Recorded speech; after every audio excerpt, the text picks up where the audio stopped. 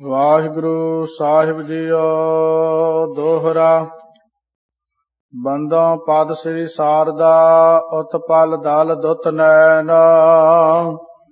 ਉਰਦਾ ਸਰਤਾ ਸੁਮਤ ਕੀ, ਬੀਚੇ ਜਿਹ ਬਰ ਬੈਨ।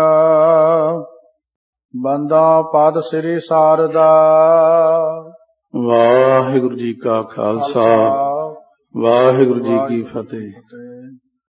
ਧੰਨ ਧੰਨ ਸਾਹਿਬ ਸ੍ਰੀ ਗੁਰੂ ਗ੍ਰੰਥ ਸਾਹਿਬ ਮਹਾਰਾਜ ਦੀ ਪਾਵਨ ਪਵਿੱਤਰ ਹਜ਼ੂਰੀ ਵਿੱਚ ਬਿਰਾਜਮਾਨ ਗੁਰੂ ਰੂਪ ਗੁਰੂ ਖਾਲਸਾ ਸਾਧ ਸੰਗਤ ਜੀ, ਧੰਨ ਧੰਨ ਸਤਿਗੁਰੂ ਗੁਰੂ ਨਾਨਕ ਦੇਵ ਸਾਹਿਬ ਜੀ ਮਹਾਰਾਜ। ਪਾਵਨ ਪਵਿੱਤਰ ਪ੍ਰਸੰਗ 13ਵਾਂ ਅਧਿਆਇ ਸ਼੍ਰਵਣ ਕਰਨ ਲੱਗੇ ਹਾਂ। ਪਹਿਲਾਂ ਜੋ ਅਕਾਲ ਪੁਰਖ ਦੀ ਸ਼ਕਤੀ ਹੈ, ਆਦਿ ਸ਼ਕਤੀ, ਆਦਿ ਬਾਣੀ ਦਾ ਮੰਗਲ ਕਰਦੇ ਹਨ। ਇਹ ਵਾਹਿਗੁਰੂ ਤੇਰੀ ਬਾਣੀ ਦੇ ਵਿੱਚ ਹੀ ਸਾਰੀ ਸ਼ਕਤੀ ਹੈ। ਤੁਸੀਂ ਕਿਰਪਾ ਕਰਦੇ ਹੋ, ਰਸਨਾ ਨੂੰ ਬਲ ਦਿੰਦੇ ਹੋ, ਬੁੱਧੀ ਤੇ ਬੈਠਦੇ ਹੋ। ਜਿਵੇਂ ਮਹਾਰਾਜ ਨੇ ਬਚਨ ਕੀਤਾ ਹੈ, ਦਸਵੇਂ ਪਾਤਸ਼ਾਹ ਫਰਮਾਉਂਦੇ ਨੇ, ਮੈਂ ਨਾ ਕਹਿਓ ਸਭ ਤੋਹੇ ਬਖਾਨਿਓ। ਮੈਂ ਤਾਂ ਕੁਛ ਵੀ ਨਹੀਂ ਕਿਹਾ, ਸਭ ਤੁਸੀਂ ਹੀ ਕਿਰਪਾ ਆਪ ਹੀ ਕੀਤੀ ਹੈ। ਸ੍ਰੀ ਭਗਵਤ ਪੂਰਨ ਕੀਓ ਰਘੁਬਰ ਕਥਾ ਪ੍ਰਸੰਗ। ਪਰਮੇਸ਼ਰ ਆਪ ਹੀ ਕਰਵਾਉਣ ਵਾਲੇ ਨੇ। ਪਰਮੇਸ਼ਰ ਆਪਣੀ ਕੁਦਰਤ ਦੇ ਰਾਹੀਂ ਸਾਰਾ ਕੁਝ ਜੀਵ ਤੋਂ ਕਰਵਾ ਲੈਂਦੇ ਨੇ। ਹੁਣ ਕਵੀ ਜੀ ਇਹੀ ਮੰਗਲ ਕਰਦੇ ਨੇ ਕਿ ਸਭ ਕੁਝ ਤੁਸੀਂ ਆਪ ਹੀ ਆਪਣੀ ਸ਼ਕਤੀ ਦੇ ਰਾਹੀਂ ਕੀਤਾ, ਮੈਨੂੰ ਕੁਝ ਨਹੀਂ ਆਉਂਦਾ।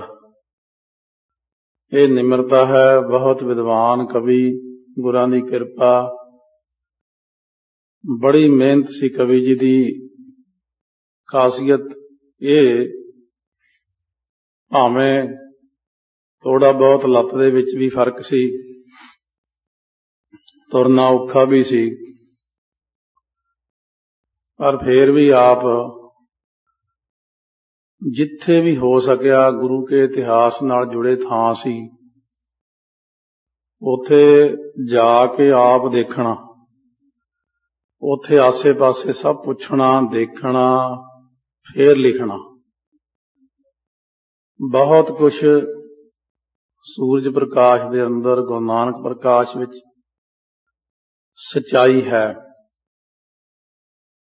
ਪਰ ਇਹ ਸੱਚਾਈ ਸਿਰਫ ਜਿਨ੍ਹਾਂ ਉੱਤੇ ਕਿਰਪਾ ਉਹਨਾਂ ਨੂੰ ਨਜ਼ਰ ਆਉਂਦੀ ਹੈ।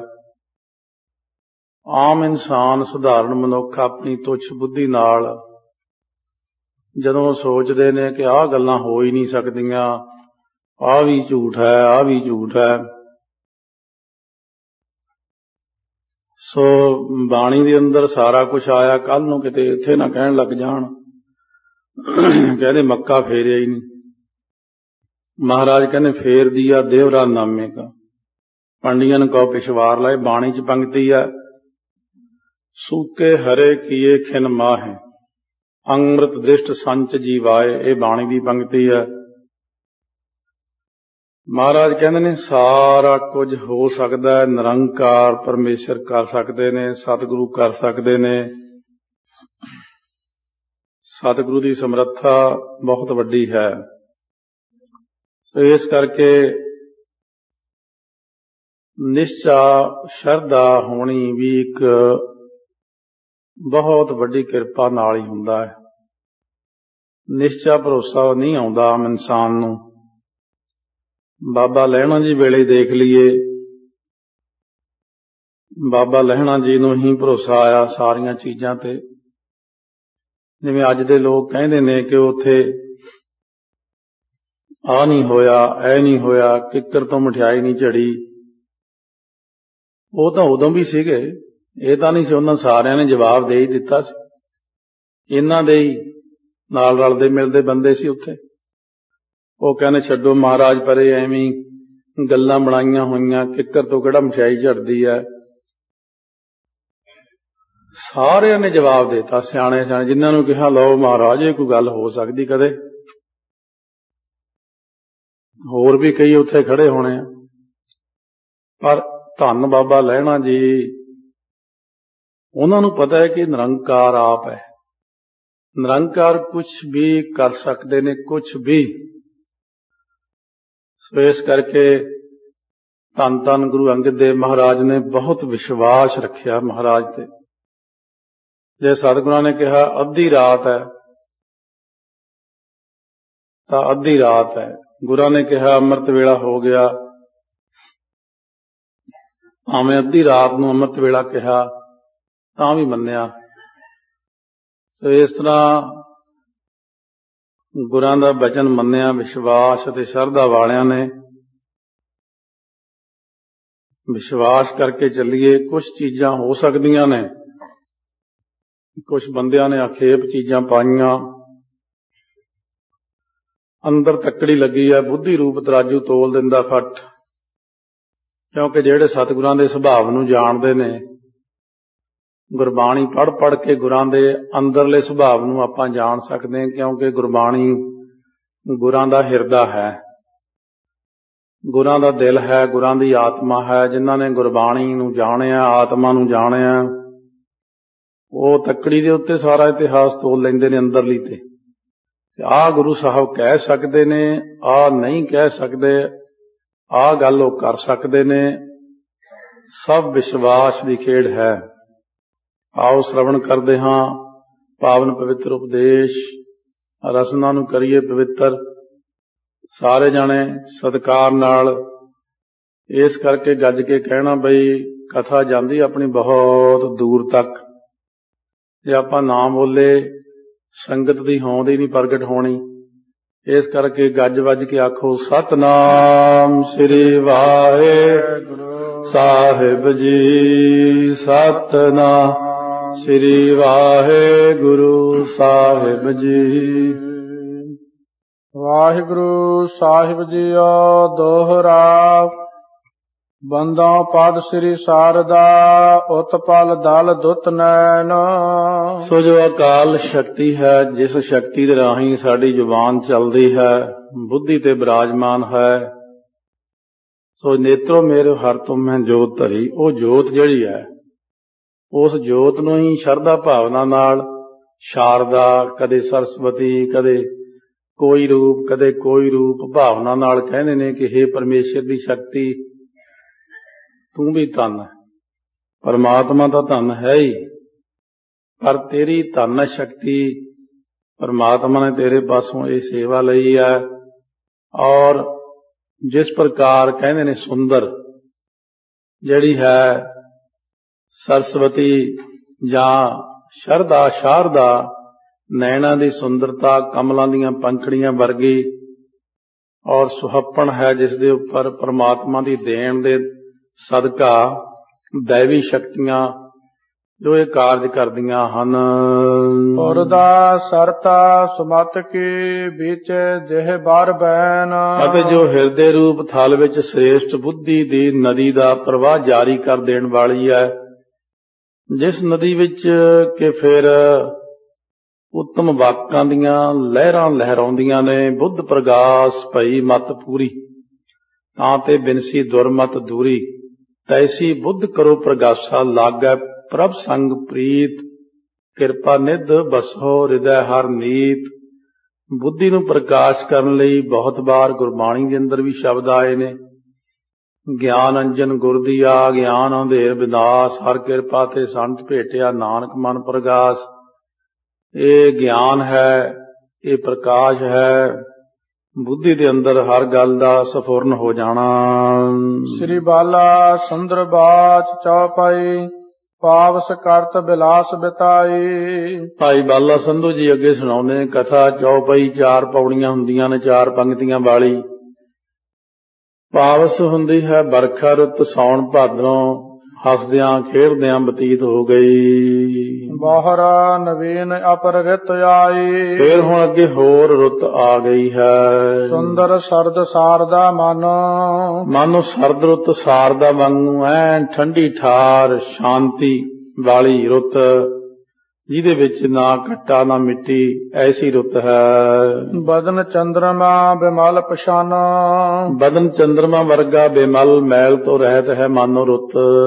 ਅੰਬਰ ਬਰ ਲੀਲਾ ਬਰ ਲੀਨਾ, ਮਾਨੋ ਉਹਨੇ ਨੀਲ ਅੰਬਰ ਨੀਲਾ ਜਿਹੜਾ ਹੈ ਨਾ ਬਸਤਰ, ਅਸਮਾਨ ਜਿਹੜਾ ਓਢਿਆ ਹੋਇਆ ਚਾਦਰ ਨੀਲੇ ਰੰਗ ਦੀ, ਇਸ ਰੁੱਤ ਨੇ ਆਪਣੇ ਉੱਪਰ ਲੈ ਲਈ। ਜਾ ਕੇ ਸੁਭਤਾ ਪਿਓ ਧਰ ਪੀਨਾ, ਇਸ ਕਰਕੇ ਜਿਨ੍ਹਾਂ ਦੇ ਸ਼ੋਭਨੀਕ ਹੁੰਦੇ ਹਨ, ਆ ਕਰਕੇ ਆਕਾਸ਼ ਦੇ ਉੱਤੇ ਪਯੋਦਰ ਤੋਂ ਭਾਵ ਬੱਦਲ ਜਿਹੜੇ ਨੇ ਉਹ ਭਾਵ ਬੱਦਲ ਹੀ ਜਿਸ ਦੇ ਪਯੋਦਰ ਨੇ, ਇਸ ਢੰਗ ਦੇ ਨਾਲ ਉਹ ਵਸਤਰ ਆਦਿਕ ਲਏ ਹੋਏ ਹਨ।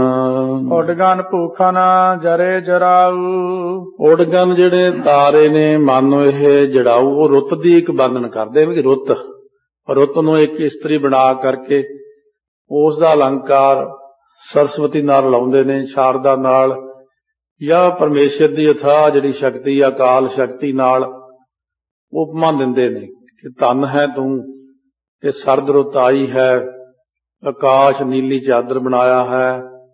ਇਸੇ ਤਰ੍ਹਾਂ ਹੀ ਸਾਰੇ ਸ਼ੁਭ ਗੁਣ ਜਿਸ ਪ੍ਰਕਾਰ ਹੁੰਦੇ ਜਿਹੜੇ ਅਸਮਾਨ ਦੇ ਵਿੱਚ ਨੇ, ਰਵ ਚੰਦ ਦੀਪਕ ਮਨੇ ਤਾਰਿਕਾ ਮੰਡਲ ਜਨਕ ਮੋਤੀ, ਧੂਪ ਮਲ ਆਲੋ ਪਵਨ ਚਬਰੋ ਕਰੇ ਸਗਲ ਬੰਦਰਾਏ ਫੂਲ ਅੰਤ ਜੋਤੀ।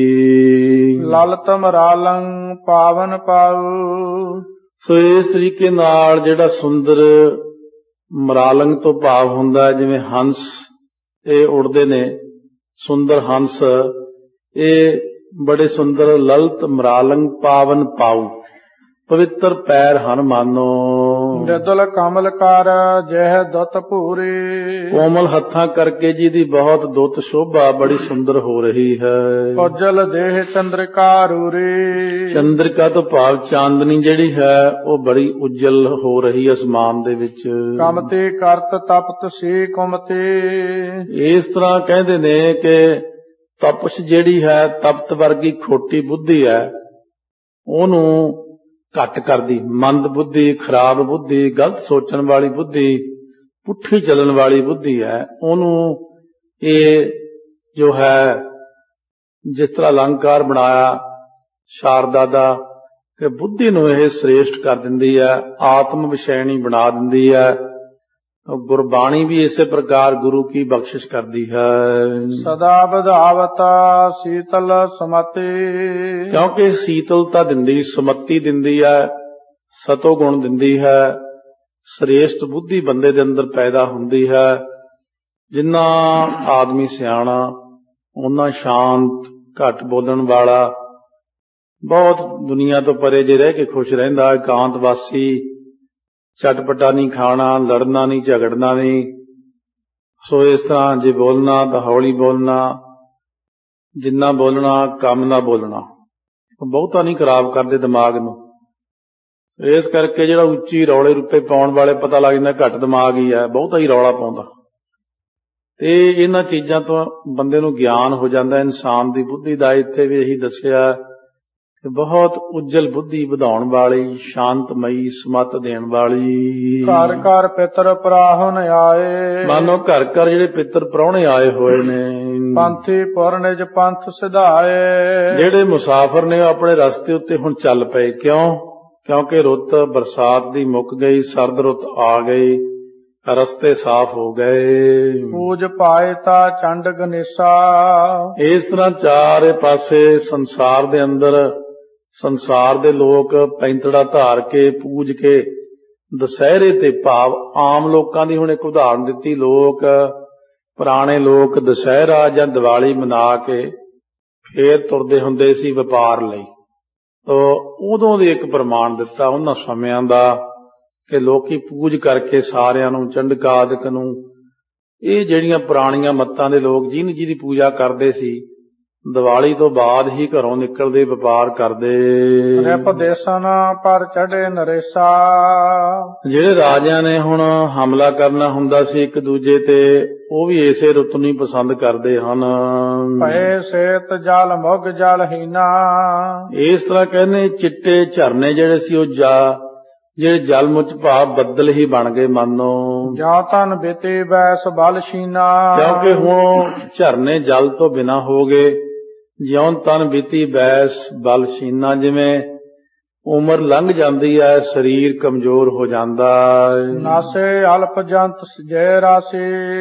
ਜਿਹੜੇ ਅਲਪ ਜੰਤ ਸੀ ਨਾ, ਛੋਟੇ ਛੋਟੇ ਸਾਰੇ, ਉਹ ਸਾਰੇ ਹੀ ਨਸ ਗਏ, ਭਾਵ ਛੋਟੇ ਸਾਰੇ ਦੌੜ ਗਏ। ਜਨ ਗਿਆਨੀ ਬਾਸਨਾ ਬਿਨਾਸੀ। ਕਵੀ ਜੀ ਦੀ ਕਵਿਤਾ ਲਿਖਣ ਦਾ ਢੰਗ ਹੈ ਕਿ ਇੱਕ ਪ੍ਰਮਾਣ ਸੰਸਾਰਕ ਦੇ ਕੇ ਫਿਰ ਗਿਆਨ ਦੀ ਗੱਲ ਦੱਸਣੀ।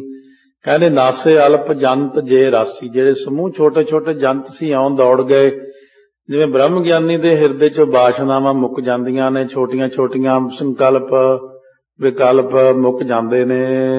ਦੋਹਰਾ ਸੁੰਦਰ ਸੁਖ ਮੰਦਰ ਪ੍ਰਭੂ ਆਨੰਦ ਸਦਾ ਮੁਕੰਦ।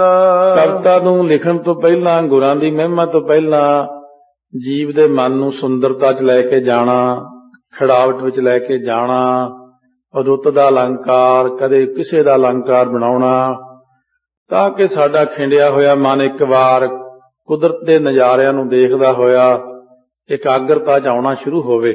ਇਉਂ ਕਵੀ ਜੀ ਕਵਿਤਾ ਲਿਖ ਕੇ ਪਹਿਲਾਂ ਉਪਮਾ ਕਰਦੇ ਨੇ, ਬਲਿਹਾਰੀ ਕੁਦਰਤ ਵਸਿਆ ਤੇਰਾ ਅੰਤ ਨਾ ਜਾਈ ਲਖਿਆ। ਹੁਣ ਇੱਥੇ ਵੀ ਇਹੀ ਦੱਸ ਰਹੇ ਨੇ ਕਿ ਸੁੰਦਰ ਸੁਖ ਮੰਦਰ ਪ੍ਰਭੂ, ਸੁਖਾਂ ਦੇ ਮੰਦਰ ਪ੍ਰਭੂ ਸੁੰਦਰ ਸੋਹਣੇ ਗੁਰੂ ਨਾਨਕ ਦੇਵ ਜੀ ਆਨੰਦ ਦੇ ਦੇਣ ਵਾਲੇ, ਸਦਾ ਹੀ ਮੁਕਤੀ ਦੇ ਦਾਤੇ ਹਨ। ਜੋ ਅੰਤਰ ਮੁਖ ਬ੍ਰਿਤ ਸਰਦ ਮੈਂ ਕੀਨੀ ਬਹੁ ਜਗ ਬੰਦ। ਜਗਤ ਦੇ ਬੰਦਨੇ ਯੋਗ, ਮੱਥਾ ਟੇਕਣੇ ਯੋਗ ਗੁਰੂ ਨਾਨਕ ਦੇਵ ਮਹਾਰਾਜ ਨੇ ਅੰਤਰਮੁਖ ਜਿਹੜੀ ਬਿਰਤੀ ਕੀਤੀ ਸੀ, ਇਸ ਢੰਗ ਨਾਲ ਸਰਦੀ ਰੁੱਤ ਵਿੱਚ ਚੌਪਾਈ ਤੇ ਪਾਛੇ ਬੇਦੀ ਕੁਲ ਕੀਤਾ। ਉਸ ਤੋਂ ਬਾਅਦ ਬੇਦੀਆਂ ਦੀ ਕੁਲ ਦੇ ਕੇਤਾ ਹੁੰਦਾ ਨਿਸ਼ਾਨ ਰੂਪ ਸ੍ਰੀ ਅਸਕੇਤ। ਸੋ ਆਸ ਨਾਮ ਸ੍ਰੀ ਸਾਹਿਬ ਦਾ, ਕੇਤ ਨਾਮ ਨਿਸ਼ਾਨ ਦਾ। ਨਿਸ਼ਾਨ ਸਾਹਿਬ ਦੇ ਵਿੱਚ ਸ੍ਰੀ ਸਾਹਿਬ ਦਾ ਨਿਸ਼ਾਨ ਗੋਲ ਚੱਕਰ, ਖੰਡਾ, ਅਸਕੇਤ, ਅਸਤੁਜ, ਇਹ ਸਾਰੇ ਨਾਮ ਨੇ। ਬੇਦੀ ਕੁਲ ਕੇਤਾ, ਬੇਦੀਆਂ ਦੀ ਕੁਲ ਦੇ ਕੇਤਾ, ਨਿਸ਼ਾਨ ਰੂਪ ਗੁਰੂ ਨਾਨਕ ਦੇਵ ਜੀ ਮਹਾਰਾਜ। ਹੁਣ ਸਦਰੁੱਤ ਆ ਗਈ ਹੈ, ਕੱਪੜਾ ਲੈ ਕੇ ਬਿਰਾਜਮਾਨ ਹੋਏ ਰਹਿੰਦੇ ਨੇ। ਉਹਦੇ ਰਹਿ ਕਾਂਤਨ ਕੀਤਾ, ਇਕਾਂਤ ਵਿੱਚ ਪਏ ਰਹਿੰਦੇ ਨੇ, ਕਿਸੇ ਨਾਲ ਗੱਲ ਨਹੀਂ ਕਰਦੇ, ਬੋਲਦੇ ਨਹੀਂ ਹਨ। ਦੇਖਣ ਨੂੰ ਲੱਗਦਾ ਕਿ ਪਏ ਨੇ, ਪਰ ਪਏ ਨਹੀਂ ਹੁੰਦੇ ਵਾਸਤਵ ਦੇ ਵਿੱਚ। ਉਹ ਤੇ ਕਿਤੇ ਦੀ ਕਿਤੇ ਜਾ ਕੇ ਗੁਰਸਿੱਖਾਂ ਦੇ ਵਿਗੜੇ ਹੋਏ ਜਿਹੜੇ ਕਾਰਜ ਨੇ ਉਹਨਾਂ ਨੂੰ ਸਵਾਰਦੇ ਹਨ। ਸੰਤ ਸਮਤ ਜਿਹ ਸੁਨਹਿ ਬਿਲੋਕ ਹੈ। ਸੋ ਜਿਹੜੇ ਦੇਖ ਲੈਂਦੇ ਨੇ ਮਹਾਰਾਜ ਸੱਚੇ ਪਾਤਸ਼ਾਹ ਦਰਸ਼ਨ ਕਰਦੇ ਨੇ, ਉਹਨਾਂ ਨੂੰ ਸਮਤ ਆ ਜਾਂਦੀ ਹੈ। ਉਹ ਜਿਹੜੇ ਸੰਤ ਨੇ ਨਾ ਮਹਾਤਮਾ, ਉਹ ਸੰਤ ਸਮਤ ਜਿਹ ਸੁਨਹਿ ਬਿਲੋਕ ਹੈ।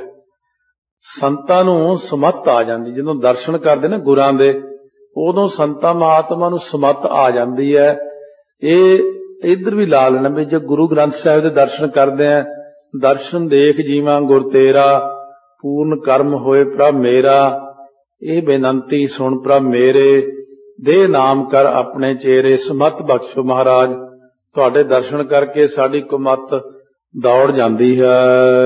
ਤਹਿ ਜਾਵ ਹੈ ਕਬ ਕਬ ਤਜਿਓ ਕਹੈ। ਸੋ ਹੁਣ ਕਦੇ ਕਦੇ ਜਾਂਦੇ ਹਨ। ਇਸ ਤਰੀਕੇ ਨਾਲ ਬਾਹਰਲੇ ਪਾਸੇ ਜਿੱਥੇ ਦੁਨੀਆ ਬਾਹਰ ਇੱਕ ਦਰਖਤ ਦੇ ਥੱਲੇ ਇਕੱਠੀ ਹੁੰਦੀ ਸੀ, ਸਾਧੂ ਮਹਾਤਮਾ ਨੇ ਆਉਣਾ, ਉੱਥੇ ਜਾਣਾ ਜਿੱਥੇ ਸੰਤ ਮਹਾਤਮਾ ਦਰਸ਼ਨ ਕਰਦੇ ਹਨ। ਆਪ ਵੀ ਜਾਂਦੇ ਨੇ ਔਰ ਸਾਧੂ ਨੂੰ ਵੀ ਦਰਸ਼ਨ ਦਿੰਦੇ ਨੇ ਘਰ ਛੱਡ ਕੇ। ਕਰਤ ਸਦਾ ਸੰਤਨ ਕੀ ਸੰਗਤ। ਸਤਿਗੁਰੂ ਨਾਨਕ ਦੇਵ ਜੀ ਹਮੇਸ਼ਾ ਸੰਤਾਂ ਦੀ ਸੰਗਤ ਕਰਦੇ ਸੀ।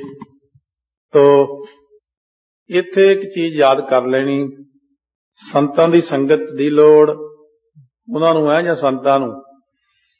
ਸਤਿਗੁਰੂ ਜੀ ਦੁਨੀਆ ਨੂੰ ਤਾਰਨ ਆਏ ਨੇ, ਇਸ ਕਰਕੇ ਆਪ ਆਉਂਦੇ ਨੇ। ਜਿੱਥੇ ਕਲਾਸ ਬੈਠਦੀ ਆ ਉੱਥੇ ਟੀਚਰ ਆ ਜਾਂਦਾ ਆਪੇ। ਇਉਂ ਸਾਧੂ ਸੰਤ ਜਿੱਥੇ ਪਿੰਡ ਦੇ ਬਾਹਰ-ਬਾਹਰ ਪਹਿਲਾਂ ਥਾਵਾਂ ਬਣੀਆਂ ਹੁੰਦੀਆਂ ਸੀ, ਕਿਉਂਕਿ ਪੈਦਲ ਜਾਣਾ, ਆਰਾਮ ਘਰ ਬਣੇ ਹੁੰਦੇ ਜਾਂ ਕਿਸੇ ਦਰਖਤ ਥੱਲੇ ਬਹਿਣਾ, 15-20-50 ਸਾਧੂ ਬੈਠੇ ਫਿਰ ਅੱਗੇ ਚੱਲ ਪੈਣਾ। ਪਿੰਡ ਵਾਲਿਆਂ ਨੇ ਰੋਟੀ ਖਵਾਤੀ, ਠੀਕ ਹੈ, ਨਹੀਂ ਅੱਗੇ ਜਾਣਾ। ਇਸ ਤਰ੍ਹਾਂ ਗੁਰੂ ਨਾਨਕ ਦੇਵ ਜੀ ਮਹਾਰਾਜ ਸਾਧੂਆਂ ਕੋਲ ਜਾਂਦੇ ਨੇ, ਬੈਠਦੇ ਨੇ। ਪਹਿਲਾਂ ਤਾਂ ਨਿਮਰਤਾ ਨਾਲ ਚਰਨੀ ਹੱਥ ਲਾ ਦੇਣਾ, ਬੈਠਣਾ। ਕਿਉਂ ਜੀ, ਰੱਬ ਦੀ ਪ੍ਰਾਪਤੀ ਕਿਵੇਂ ਹੁੰਦੀ ਹੈ, ਸ਼ਾਂਤੀ ਕਿਵੇਂ ਆਉਂਦੀ ਹੈ, ਸਾਰਿਆਂ ਦੀ ਪਰਖ ਲੈਣੀ ਪਹਿਲਾਂ, ਫਿਰ ਆਪ ਉਪਦੇਸ਼ ਕਰਨਾ। ਫਿਰ ਉਹਨਾਂ ਨੇ ਹੈਰਾਨ ਹੋ ਜਾਣਾ, ਛੋਟੀ ਜੀ ਉਮਰ ਹੈ ਬੱਚੇ ਦੀ, ਕਿੱਡੀਆਂ ਸਿਆਣੀਆਂ ਗੱਲਾਂ, ਸਾਨੂੰ ਕਦੇ ਕਿਸੇ ਨੇ ਚੀਜ਼ਾਂ ਦੱਸੀਆਂ ਹੀ ਨਹੀਂ ਹੈ। ਇਸ ਕਰਕੇ ਗੁਰੂ ਨਾਨਕ ਦੇਵ ਜੀ ਮਹਾਰਾਜ ਦਾ ਤਰੀਕਾ ਪ੍ਰਚਾਰ ਕਰਨ ਦਾ, ਸ੍ਰਿਸ਼ਟੀ ਨੂੰ ਤਾਰਨ ਦਾ, ਸੋਝੀ ਦੇਣ ਦਾ ਨਿਮਰਤਾ ਪੂਰਵਕ ਵੱਖਰਾ ਹੀ ਢੰਗ ਹੈ। ਨਹਿ ਬੈਠੈ ਅਗਿਆਤਨ ਪੰਗਤ। ਹੁਣ ਗੁਰੂ ਨਾਨਕ ਦੇਵ ਜੀ ਮਹਾਰਾਜ ਸੱਚੇ ਪਾਤਸ਼ਾਹ ਜਿਹਦੇ ਸਾਧੂ ਸੰਤ ਬੈਠਦੇ ਨੇ ਉੱਥੇ ਬੈਠਦੇ ਨੇ।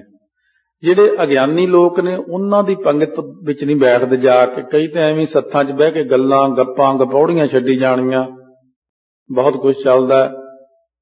ਇਤਿਹਾਸ ਸਿੱਖਿਆ ਦਿੰਦਾ, ਜਦੋਂ ਬੈਠੋ ਕਿਸੇ ਗੁਰਮੁਖ ਦੀ ਸੰਗਤ ਕਰੋ, ਸਾਧੂ ਸੰਤ ਦੀ ਸੰਗਤ ਕਰੋ, ਮਹਾਤਮਾ ਕੋਈ। ਸੋ ਬਹੁਤ ਸਾਰਿਆਂ ਨੇ ਐਸਾ, ਮੈਂ ਮੰਨਦਾ ਕਿ ਅੱਜ ਦੇ ਯੁੱਗ ਅੰਦਰ ਗਲਤੀਆਂ ਕੀਤੀਆਂ ਕਈ ਸਾਧੂਆਂ ਨੇ। ਉਹਨਾਂ ਦਾ ਵੀ ਕਸੂਰ ਨਹੀਂ ਕਿ ਅਵਸਥਾ ਇੰਨੀ ਉੱਚੀ ਨਹੀਂ ਹੁੰਦੀ। ਪਹਿਲਾਂ ਆਪਾਂ ਟਿੱਲੇ ਤੇ ਚੜ੍ਹਾ ਦਿੰਦੇ ਅਗਲੇ ਨੂੰ। ਸਾਨੂੰ ਤਾਂ ਉੱਥੋਂ ਬੈਠੇ ਹੀ ਪਤਾ ਹੁੰਦਾ ਪੰਜਾਬ 'ਚ ਕਿ ਜਿਹੜੇ ਜ਼ੀਰੋ ਨੇ ਸਾਡੇ ਕੋਲੋਂ ਹੀਰੋ ਬਣ ਗਏ ਬਾਹਰ ਜਾ ਕੇ। ਬੈਠਿਆਂ ਪਤਾ ਹੁੰਦਾ ਸਾਰਾ, ਵੀ ਐਵੇਂ ਚੁੱਕੀ ਜਾਂਦੇ ਤਾਂ ਨੂੰ ਹਰੇਕ ਨੂੰ।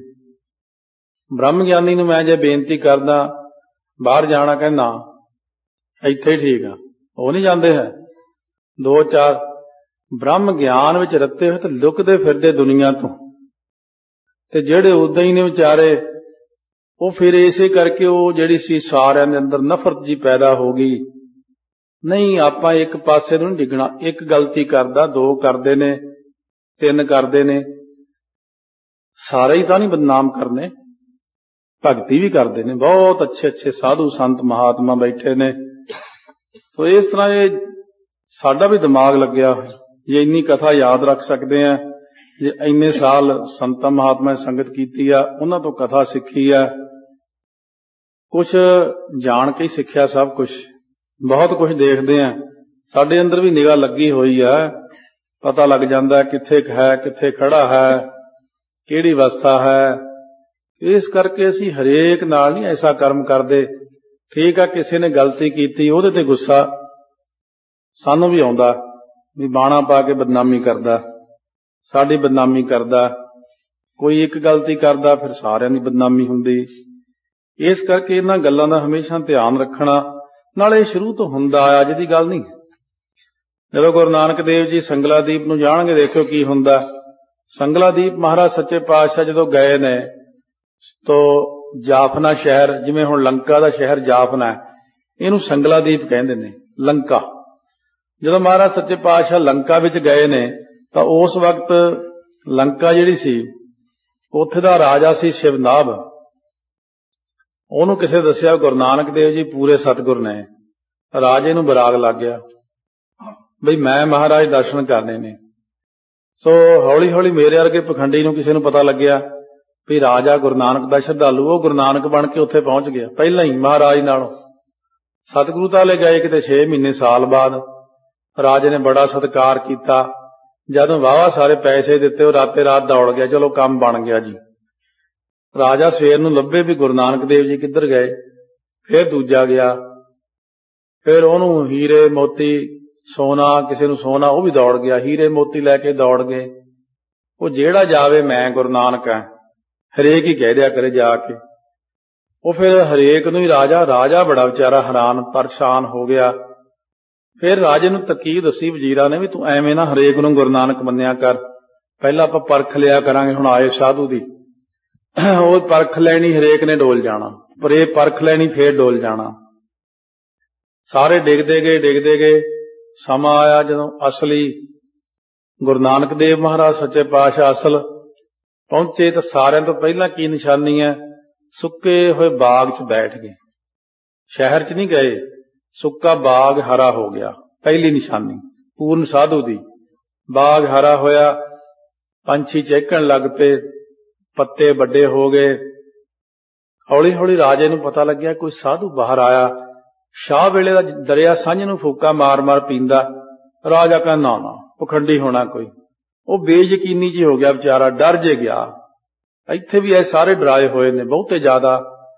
सो हरेक ही पिछे जिहनूं हो जांदा डरदा हुण हरेक कोई, क्योंकि जिहड़ी हुण असलीयत ਉਹਨੂੰ ਕੱਢ ਹੀ ਲਈਏ ਬਾਹਰ ਨੂੰ, ਫਿਰ ਬਾਰ ਬਾਰ ਗੱਲ ਥੱਲੇ ਜਿਹਨੂੰ ਦੱਬ ਕੇ ਕਾਹਨੂੰ ਰੱਖਣੀ ਹੈ। ਫਿਰ ਰਾਜੇ ਨੇ ਕੀ ਕੀਤਾ, ਸਾਰਿਆਂ ਨੇ ਦੇਖਿਆ ਵੀ ਸਾਧੂ ਤਾਂ ਪੂਰਨ ਲੱਗਦੇ, ਜਿਹੜੇ ਦੂਜੇ ਪਖੰਡੀ ਆਉਂਦੇ ਤਾਂ ਸਿੱਧੇ ਮਹਿਲਾਂ 'ਚ ਹੀ ਚਰਨ ਪਾਉਂਦੇ ਸੀ। ਜਦੋਂ ਜਾ ਕੇ ਬੇਨਤੀ ਕੀਤੀ ਵਜ਼ੀਰ ਨੇ, ਮਹਾਰਾਜ ਰਾਜੇ ਨੇ ਯਾਦ ਕੀਤਾ ਮਹਿਲਾਂ 'ਚ, ਕਹਿੰਦੇ ਮਹਿਲਾਂ ਸਾਡਾ ਕੀ ਕੰਮ ਹੈ, ਤੁਸੀਂ ਗ੍ਰਸਤੀ ਬੰਦੇ ਹੋ, ਅਸੀਂ ਸਾਧੂ ਸੰਤ, ਅਸੀਂ ਤਾਂ ਇੱਥੇ ਠੀਕ ਹਾਂ, ਅਸੀਂ ਨਹੀਂ ਜਾਂਦੇ ਕਿਤੇ, ਨਾ ਸਾਨੂੰ ਕੋਈ ਲੋੜ ਹੀ ਹੈ। ਸੋ ਰਾਜਾ ਕਹਿਣ ਲੱਗਿਆ ਲੱਗਦਾ ਪਰ ਫੇਰ ਵੀ ਡਰ ਜਿਆ ਕਰੇ।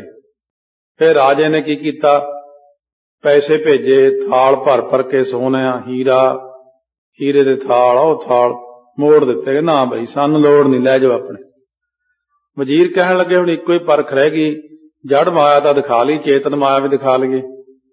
ਵੇਸਵਾਵਾਂ ਤਿਆਰ ਕੀਤੀਆਂ, 16 ਤੋਂ 18 ਸਾਲ ਦੀਆਂ ਲੜਕੀਆਂ, 10-15। ਕਹਿੰਦੇ ਮਹਾਰਾਜ ਦਾ ਜੱਜ ਛੱਡ ਲਾਓ ਜਾ ਕੇ। ਜਦ ਆਈਆਂ ਉਸ ਵਕਤ ਸਤਿਗੁਰੂ ਮਹਾਰਾਜ ਸਜੇ ਹੋਏ ਨੇ, ਹਾਵ ਭਾਵ ਜੇ ਕਰਨ ਲੱਗੀਆਂ। ਆਉਂਦੇ ਹੀ ਗੁਰਾਂ ਨੇ ਨਿਗਾਹ ਮਾਰੀ, ਆਓ ਬੇਟਾ ਬੈਠੋ, ਆਓ ਆਪਾਂ ਸਿਮਰਨ ਕਰਦੇ ਆਂ ਬੈਠ। ਉਹ ਐਸੀ ਕਿਰਪਾ ਦ੍ਰਿਸ਼ਟੀ ਨਾਲ ਤੱਕਿਆ, ਕਾਮ ਕ੍ਰੋਧ ਲੋਭ ਮੋਹ ਹੰਕਾਰ ਉਡਾਈ ਦਿੱਤੇ ਵਿੱਚੋਂ। ਸਾਰੀ ਰਾਤ ਬਹਿ ਕੇ ਸਿਮਰਨ ਹੁੰਦਾ ਰਿਹਾ। ਸਾਰੀ ਰਾਤ ਬਾਗ ਦੇ ਵਿੱਚੋਂ ਆਵਾਜ਼ ਆਈ, ਵਾਹਿਗੁਰੂ ਵਾਹਿਗੁਰੂ ਵਾਹਿਗੁਰੂ। ਦਰਖਤਾਂ ਵਿੱਚ ਵੀ ਸਿਮਰਨ ਹੋਣ ਲੱਗ ਗਿਆ, ਹਵਾ 'ਚ ਵੀ ਖੁਸ਼ਬੂ ਚਲੀ ਗਈ ਸਿਮਰਨ ਦੀ, ਨਗਰ ਖੇੜੇ ਸ਼ਾਂਤੀ ਹੋ ਗਈ, ਬਹੁਤ ਆਨੰਦ ਆਇਆ। ਅੱਖਾਂ ਹੀ ਨਾ ਖੁੱਲਣ, ਬਸ ਸਮਾਧੀਆਂ ਲੀਨ ਹੋ ਗਈਆਂ। ਜਦੋਂ ਹੋਸ਼ ਆਈ ਸਵੇਰੇ, ਇੱਕ ਦੂਜੇ ਵੱਲ ਦੇਖਣ, ਔਰ ਰਾਜੇ ਕੋਲ ਗਈਆਂ ਦੌੜ, ਰਾਜਾ ਇਹੀ ਗੁਰੂ ਨਾਨਕ ਹੈ, ਸਾਡੀ ਸਮਾਧੀਆਂ ਲਵਾਤੀਆਂ, ਸਾਡੇ ਵਿਸ਼ੇ ਵਿਕਾਰ ਮੁਕਾਤੇ, ਸਾਨੂੰ ਅੰਤਰੀਵ ਗਿਆਨ ਦੇਤਾ, ਸਾਡੇ ਰੋਮ ਰੋਮ ਸਿਮਰਨ ਹੋ ਰਿਹਾ। ਉਸ ਵਕਤ ਰਾਜੇ ਨੇ ਪਹਿਚਾਣਿਆ। ਫਿਰ ਰਾਜਾ ਸ਼ਰਧਾ ਨਾਲ ਆਇਆ, ਥਾਲ ਭਰ ਲਿਆਇਆ ਮੋਤੀਆਂ ਦੇ, ਹੀਰਿਆਂ ਦੇ, ਰਾਣੀਆਂ ਦੇ ਨਾਲ। ਹੁਣ ਗੁਰੂ ਨਾਨਕ ਸਾਹਿਬ ਕਹਿੰਦੇ ਚੰਗਾ ਮੇਰੀ ਪਰਖ ਲਈ, ਹੁਣ ਤੇਰੀ ਵੀ ਲਊਂਗਾ ਪਰਖ। ਕਿਉਂ ਤੂੰ ਮੇਰੀ ਪਰਖ ਜੋ ਲਈ ਹੈ, ਤੈਨੂੰ ਵੀ ਮੈਂ ਦੇਖ ਲਵਾਂ। ਟਣਕਾ ਕੇ ਸਿੱਖ ਨੂੰ ਜਦੋਂ ਆਇਆ ਨੇੜੇ, ਮੱਥਾ ਟੇਕਣ ਲੱਗਿਆ, ਗੁਰੂ ਸਾਹਿਬ ਇੱਕਦਮ ਛਿੰਚੀ ਅਲੋਪ ਹੋ ਗਏ ਉੱਥੋਂ। ਹੇ ਗੁਰੂ ਨਾਨਕ, ਹੇ ਗੁਰੂ ਨਾਨਕ। ਰਾਜਾ ਉੱਚੀ ਉੱਚੀ ਪੁਕਾਰ ਕਰਦਾ, ਕਮਲਿਆਂ ਵਾਂਗੂ ਜੰਗਲ ਨੂੰ ਦੌੜ ਗਿਆ। ਅਖੀਰ ਜਾ ਕੇ ਚਿੱਕੜ ਦੇ ਵਿੱਚ ਬੇਸੁੱਧ ਹੋ ਕੇ ਡਿੱਗ ਪਿਆ। ਮਹਾਰਾਜ ਪ੍ਰਗਟ ਹੋਏ, ਉਠਾ ਲਿਆ, ਚਿੱਕੜ ਸਾਫ਼ ਕੀਤਾ ਮੁਖ ਤੋਂ, ਅੱਖਾਂ 'ਚੋਂ ਅੱਥਰੂ ਆ ਰਹੇ। ਮਹਾਰਾਜ ਮੈਨੂੰ ਛੱਡ ਕੇ ਕਿੱਧਰ ਚਲੇ ਗਏ ਸੀ? ਸੱਚੇ ਪਾਤਸ਼ਾਹ ਕਹਿਣ ਲੱਗੇ, ਇੱਕ ਵਾਰ ਤਾਂ ਹੁਣ ਪਰਖ ਲੈਣੀ ਸੀ ਨਾ ਤੇਰੀ, ਤੂੰ ਸਾਡੀ ਜੋ ਪਰਖ ਲਈ ਆ, ਤੇ ਹੁਣ ਸਾਡਾ ਪਿਆਰ ਆਪਸ ਵਿੱਚ ਹੋ ਗਿਆ ਦੋਨਾਂ ਦਾ, ਤੂੰ ਸਿੱਖ ਬਣ ਗਿਆ। ਮਹਾਰਾਜ ਨੇ ਮੰਜੀ ਦੀ ਦਾਤ ਬਖਸ਼ਿਸ਼ ਕੀਤੀ, ਬ੍ਰਹਮ ਗਿਆਨ ਦਿੱਤਾ ਰਾਜੇ ਨੂੰ। ਸਾਰਾ ਸ਼ਹਿਰ ਕੀ ਸਾਰਾ ਦੇਸ਼ ਹੀ ਸ਼ਰਧਾਲੂ ਹੋ ਗਿਆ। ਲੰਗਰ ਲਵਾਤੇ ਮਹਾਰਾਜ ਨੇ ਰਾਜੇ ਤੋਂ। ਕਹਿੰਦੇ ਰਾਜਨ ਹੁਣ ਲੰਗਰ ਲਵਾ ਦੇ ਤੇ ਵਾਹਿਗੁਰੂ ਮੰਤਰ ਤੈਨੂੰ ਦਿੰਨੇ ਆ, ਤੂੰ ਵਾਹਿਗੁਰੂ ਮੰਤਰ ਸਾਰਿਆਂ ਨੂੰ ਜਪਾ ਅੱਗੇ। ਇਉਂ ਗੁਰੂ ਨਾਨਕ ਦੇਵ ਮਹਾਰਾਜ ਸੱਚੇ ਪਾਤਸ਼ਾਹ ਨੇ ਸਾਰਿਆਂ ਨੂੰ ਨਾਮ ਜਪਾਇਆ, ਔਰ ਅੱਗੇ ਰਾਜੇ ਨੇ ਨਾਮ ਜਪਾਇਆ। ਰਾਜੇ ਨੂੰ ਇੱਕ ਮੰਜੀ ਦੀ ਦਾਤ ਬਖਸ਼ੀ। ਉਦੋਂ ਉਹ ਸਿੱਖ ਨੂੰ ਮੰਜੀ ਦਿੰਦੇ ਹੁੰਦੇ ਸੀ ਵੀ ਤੂੰ ਪ੍ਰਚਾਰਕ ਬਣਨਾ ਇਸ ਇਲਾਕੇ ਦਾ। 22 ਮੰਜੀਆਂ ਮਹਾਰਾਜ ਨੇ ਜਿਵੇਂ ਬਖਸ਼ਿਸ਼ ਕੀਤੀਆਂ ਸੀ ਗੁਰੂ ਅਮਰਦਾਸ ਨੇ, ਅਤੇ ਮਾਈਆਂ ਨੂੰ 72 ਪੀੜੇ ਦਿੱਤੇ ਸੀ ਪ੍ਰਚਾਰਕ ਤੌਰ ਤੇ। ਉਹਨਾਂ ਨੂੰ ਨਾਲ ਅਵਸਥਾ ਵੀ ਦਿੰਦੇ ਸੀ, ਬ੍ਰਹਮ ਗਿਆਨ ਦੀ ਦਾਤ ਵੀ ਦਿੰਦੇ ਸੀ। ਸੋ ਇਸ ਤਰੀਕੇ ਨਾਲ ਮਾਇਆ ਦਾ ਪ੍ਰਭਾਵ ਹਰੇਕ ਦੇ ਉੱਤੇ ਪੈਂਦਾ, ਪਰ ਜਿੱਥੇ ਗੁਰੂ ਸਾਹਿਬ ਦਾ ਸਿਰ ਤੇ ਹੱਥ ਹੋਵੇ, ਜਿੱਥੇ ਸਤਿਗੁਰੂ ਦੀ ਕਿਰਪਾ ਹੋਵੇ, ਲੋਕੀ ਪਰਖਦੇ ਨੇ ਬਹੁਤ, ਪਰ ਜਦੋਂ ਸਤਿਗੁਰੂ ਆਪ ਸਿਰ ਤੇ ਖੜੇ ਹੋਣ, ਸਿਰ ਉੱਪਰ ਠਾਂਡਾ ਗੁਰਸੂਰਾ, ਨਾਨਕ ਤਾਕੇ ਕਾਰਜ ਪੂਰਾ। ਸੋ ਇਸ ਤਰ੍ਹਾਂ ਸਾਧੂ ਮਹਾਤਮਾ ਦੇਖਦੇ ਰਹਿੰਦੇ ਨੇ ਕਿ ਲੋਕ ਸਾਨੂੰ ਪਰਖਦੇ ਨੇ, ਪਰਖਦੇ ਨੇ, ਪਰਖਦੇ ਨੇ, ਉਹ ਪਰਖੀ ਜਾਂਦੇ ਨੇ। ਤੋ ਅਖੀਰ ਇਹ ਸੰਸਾਰ ਹੈ, ਲੋਕ ਆਪ ਹੀ ਫਿਰ ਪਰੇ ਨੂੰ ਹਟ ਜਾਂਦੇ ਨੇ ਕਿ ਨਹੀਂ ਇਹ ਨਹੀਂ ਡੋਲਦਾ। ਇੱਕ ਡੋਲਣ ਵਾਲੇ ਨੇ, ਇੱਕ ਨਾ ਡੋਲਣ ਵਾਲੇ ਨੇ। ਸੋ ਇਸ ਤਰੀਕੇ ਨਾਲ ਇੱਥੇ ਜਿਹੜੀ ਚੀਜ਼ ਆਈ ਹੈ, ਗੁਰੂ ਨਾਨਕ ਦੇਵ ਜੀ ਸਾਧੂ ਸੰਤਾਂ ਕੋਲ ਜਾ ਕੇ, ਉਦੋਂ ਤੇ ਸਾਧੂ ਸੰਤ ਬਹੁਤ ਅੱਛੇ ਸਨ, ਬਹੁਤੇ ਜ਼ਿਆਦਾ। ਫਿਰ ਹੌਲੀ ਹੌਲੀ ਇੱਕ ਪਖੰਡਵਾਦ ਜਿਹਾ ਪੈਦਾ ਹੋਇਆ। ਅਸੀਂ ਪਰਸਨਲੀ ਜਾ ਕੇ ਵੀ ਸਾਰਿਆਂ ਨੂੰ ਕਿਹਾ, ਬੇਨਤੀਆਂ ਕੀਤੀਆਂ ਵੀ ਆਹ ਜਿਹੜੀਆਂ ਕਿਰਿਆਵਾਂ ਹੁਣ ਬੰਦ ਕਰ ਦਿਓ, ਇਹ ਮੱਥੇ ਜੇ ਟਿਕਾਉਣੇ ਆ, ਦੂਜੇ ਕਰਮ ਕਰਨੇ, ਇਹ ਨਾ ਕਰਿਆ ਕਰੋ, ਕਿਉਂਕਿ ਦੁਨੀਆ ਹੁਣ ਇਹੀ ਜਿਹੀ ਹੋ ਗਈ ਹੈ, ਫਿਰ ਇਹਦਾ ਮਾੜਾ ਅਸਰ ਪੈਂਦਾ। ਪਰ ਸਾਡੀ ਕਿਸੇ ਨੇ ਸੁਣੀ ਨਹੀਂ ਹੈ। ਮੈਂ ਕਿਹਾ ਸੀ ਵੀ ਗੁਰੂ ਗ੍ਰੰਥ ਸਾਹਿਬ ਨੂੰ ਹੀ ਮੱਥਾ ਠੀਕ ਹੈ, ਫਤਿਹ ਦਾ ਰਿਵਾਜ ਪਾ ਲਓ, ਜੋ 10ਵੇਂ ਪਾਤਸ਼ਾਹ ਨੇ ਪਾਇਆ ਹੋਇਆ ਸੀ ਤਾਈਓ ਪਾਇਆ। ਪਹਿਲਾਂ 9 ਸਰੂਪਾਂ ਤੱਕ ਪੈਰੀ ਪਵਣਾ ਜੱਗ ਵਰਤਾਇਆ ਕੀਤਾ ਸੀ ਮਹਾਰਾਜ ਨੇ, ਪਰ ਉਹ ਫਿਰ ਜ਼ਿਆਦਾ ਕੋਈ ਧਿਆਨ ਜਿਹਾ ਨਾ ਦਿੱਤਾ ਕਿਸੇ ਨੇ ਮੇਰੀ ਗੱਲ ਵੱਲ। ਚੀਜ਼ਾਂ ਸਾਰੀਆਂ ਪਹਿਲਾਂ ਦੱਸਤੀਆਂ ਸੀ ਵੀ ਆਹ ਨਹੀਂ ਗੱਲ ਕਰਨੀ ਚਾਹੀਦੀ ਆਪਾਂ ਨੂੰ, ਆਹ ਨਹੀਂ ਆਪਾਂ ਨੂੰ ਗੁਰਮਤਿ ਅਨੁਸਾਰ ਚੱਲਣਾ ਚਾਹੀਦਾ। ਆਪਣੀਆਂ ਸੀੜੀਆਂ ਤੱਕ ਮੈਂ ਸਾਰਿਆਂ ਕੋਲ ਭੇਜੀਆਂ ਵੀ ਐਸੇ ਢੰਗ ਦਾ ਪ੍ਰਚਾਰ ਕਰੋ, ਪਰ ਇਹ ਕੁਦਰਤੀ ਹੋ ਜਾਂਦਾ ਹੈ। ਪਤਾ ਨਹੀਂ, ਰੱਬ ਜਾਣੇ ਵੀ ਉਹ ਚੀਜ਼ ਜੀ ਬਣਦੀ ਨਹੀਂ ਹੈ। ਉਹ ਬ੍ਰਹਮ ਗਿਆਨ ਹੋਣਾ ਜਾਂ ਕੋਈ ਅਵਸਥਾ ਹੋਣੀ, ਚਲੋ ਕਰੇਤਾਂ ਤੋਂ ਹੀ ਬਚਿਆ ਹੋਵੇ। ਇਸ ਤਰੀਕੇ ਨਾਲ ਮੈਂ ਤਾਂ ਇਹ ਕਿਹਾ ਕਿ ਸਾਧੂ ਸੰਤ ਦਾ ਨਾਮ ਦੇਖੋ, ਗੁਰੂ ਨਾਨਕ ਸਾਹਿਬ ਆਪ ਸਾਧੂ ਸੰਗਤ ਕਰਦੇ ਨੇ, ਸੰਤਾਂ ਕੋਲ ਬੈਠਦੇ ਨੇ, ਉਹਨਾਂ ਨੂੰ ਉਪਦੇਸ਼ ਕਰਦੇ ਨੇ, ਉਹਨਾਂ ਨਾਲ ਵਿਚਾਰ ਸਾਂਝੇ ਕਰਦੇ ਨੇ। ਮਾੜੇ ਬੰਦੇ ਕੋਲ ਨਹੀਂ ਬੈਠਦੇ ਮਹਾਰਾਜ ਜਾ ਕੇ। ਇਸ ਕਰਕੇ ਆਪਾਂ ਵੀ ਕੋਸ਼ਿਸ਼ ਕਰੀਏ ਕਿ ਮਾੜੇ ਦੀ ਸੰਗਤ ਵਾਹਿਗੁਰੂ ਨਾ ਹੀ ਦੇਵੇ ਸੱਚੇ ਪਾਤਸ਼ਾਹ, ਕਿਉਂਕਿ ਮਾੜੇ ਬੰਦੇ ਦੀ ਸੰਗਤ ਇੱਕ ਵਾਰੀ ਹੋ ਜੇ ਨਾ, ਸਾਰੀ ਜ਼ਿੰਦਗੀ ਲਈ ਮਾੜਾ ਬਣਾ ਦਿੰਦਾ ਬੰਦੇ ਨੂੰ। ਸੰਤਾਂ ਦੀ ਸੰਗਤ ਹੋ ਜੇ ਸਾਰੀ ਜ਼ਿੰਦਗੀ ਲਈ ਅੱਛਾ ਬਣ ਜਾਂਦਾ। ਜਿਵੇਂ ਸਿਆਣੇ ਕਹਿੰਦੇ ਕੋਈ ਵੇਲ ਹੁੰਦੀ ਨਾ ਬੀਜੀ ਹੋਈ, ਕੱਦੂਆਂ ਦੀ, ਤੋਰੀਆਂ ਦੀ ਵੇਲਾਂ ਜੀਆਂ ਹੁੰਦੀਆਂ ਨੇ, ਵੈਸੇ ਵੀ ਆ ਵੇਲਾਂ ਹੁੰਦੀਆਂ ਘਰ ਨੂੰ ਸਜਾਵਟ ਕਰਨ ਵਾਲੀਆਂ, ਇਹਦੇ ਲਾਗੇ ਜੇ ਡੂੰਘਾ ਟੋਆ ਹੋਵੇ, ਟੋਏ 'ਚ ਨੂੰ ਚਲੀਆਂ ਜਾਂਦੀਆਂ, ਖੱਡੇ 'ਚ ਜਾ ਵੜਦੀਆਂ। ਪੈਰਲਲ ਧਰਤੀ ਹੋਵੇ ਤੇ ਵਿਛ ਜਾਂਦੀ ਆ। ਜੇ ਲਾਗੇ ਥਮਲਾ ਹੋਵੇ, ਆਪਾਂ ਰੱਸੀ ਨਾਲ ਬੰਨ੍ਹ ਕੇ ਕੋਠੇ ਤੋਂ ਥਮਲੇ ਨਾਲ ਲਾ ਦਈਏ, ਉਹ ਥਮਲੇ ਉੱਤੇ ਚੜ ਜਾਂਦੀ ਆ। ਮਨੁੱਖ ਦਾ ਜੀਵਨ ਵੀ ਐਸਾ ਹੀ ਹੈ। ਜੇ ਤਾਂ ਨੀਚ ਬੰਦਾ ਮਿਲ ਗਿਆ ਤਾਂ ਬੰਦਾ ਨੀਚ ਬਣ ਗਿਆ, ਪੈਰਲਲ ਜਿਹਾ ਬੰਦਾ ਮਿਲ ਗਿਆ ਉਹੋ ਜਿਹਾ ਬਣ ਗਿਆ। ਜੇ ਬ੍ਰਹਮ ਗਿਆਨੀ ਦੀ ਸੰਗਤ ਹੋ ਗਈ ਤਾਂ ਬ੍ਰਹਮ ਗਿਆਨੀ ਬਣ ਗਿਆ। ਉਹ ਇਸ ਕਰਕੇ ਚਲੋ ਰਹੁ ਵਿਚਾਰ, ਹੁਣ ਸਾਰੀ ਪਿਛਲੀ ਗੱਲ ਕੱਟ ਕਰ ਦਿੰਦੇ ਆਪਾਂ। ਪਰ ਇੱਕ ਗੱਲ ਤਾਂ ਖਿਆਲ ਕਰੋ ਵੀ ਨਿਰੰਕਾਰ ਆਪ ਗੁਰੂ ਗ੍ਰੰਥ ਸਾਹਿਬ ਮਹਾਰਾਜ ਨੇ, ਆਪ 15 ਭਗਤ ਗੁਰੂ ਗ੍ਰੰਥ ਸਾਹਿਬ 'ਚ ਬਿਰਾਜਮਾਨ ਨੇ, 17 ਭੱਟ ਗੁਰੂ ਸਾਹਿਬ ਦੇ 'ਚ ਬਿਰਾਜਮਾਨ ਨੇ। ਸਾਰਾ ਕੁਝ ਇਹਨਾਂ ਦੇ ਵਿੱਚ ਹੀ ਆ, ਸਾਰੀਆਂ ਸ਼ਕਤੀਆਂ, ਰਿੱਧੀਆਂ ਸਿੱਧੀਆਂ, 9 ਨਿੱਧੀਆਂ, ਕੁੱਲ ਬ੍ਰਹਿਮੰਡ ਦਾ ਮਾਲਕ ਗੁਰੂ ਗ੍ਰੰਥ ਸਾਹਿਬ ਮਹਾਰਾਜ। ਚਲੋ ਮੰਨਦੇ ਆ ਵੀ ਹੁਣ ਤੁਸੀਂ ਰਹਿਣ ਦਿਓ, ਚਲੋ ਸੰਗਤ ਨਹੀਂ ਕਰਨੀ ਕਿਸੇ ਦੀ, ਪਰ ਗੁਰੂ ਗ੍ਰੰਥ ਸਾਹਿਬ ਦੇ ਕੋਲ ਤਾਂ ਬੈਠਿਆ ਕਰੋ ਆ ਕੇ, ਇਹਨਾਂ ਨੂੰ ਤਾਂ ਚੌਰ ਕਰੋ, ਇਹਨਾਂ ਕੋਲ ਬਹਿ ਕੇ ਸਿਮਰਨ ਕਰਿਆ ਕਰੋ। ਇਹ ਇੱਕ ਕਿ ਬਹਾਨਾ ਹੀ ਆ ਕਿ ਜੀ ਅਸੀਂ ਨਹੀਂ ਉਹਨੂੰ, ਉਹ ਫਲਾਣੇ ਨੂੰ ਨਹੀਂ ਮੰਨਦੇ, ਫਲਾਣੇ ਕੋਲ ਨਹੀਂ ਜਾਣਾ।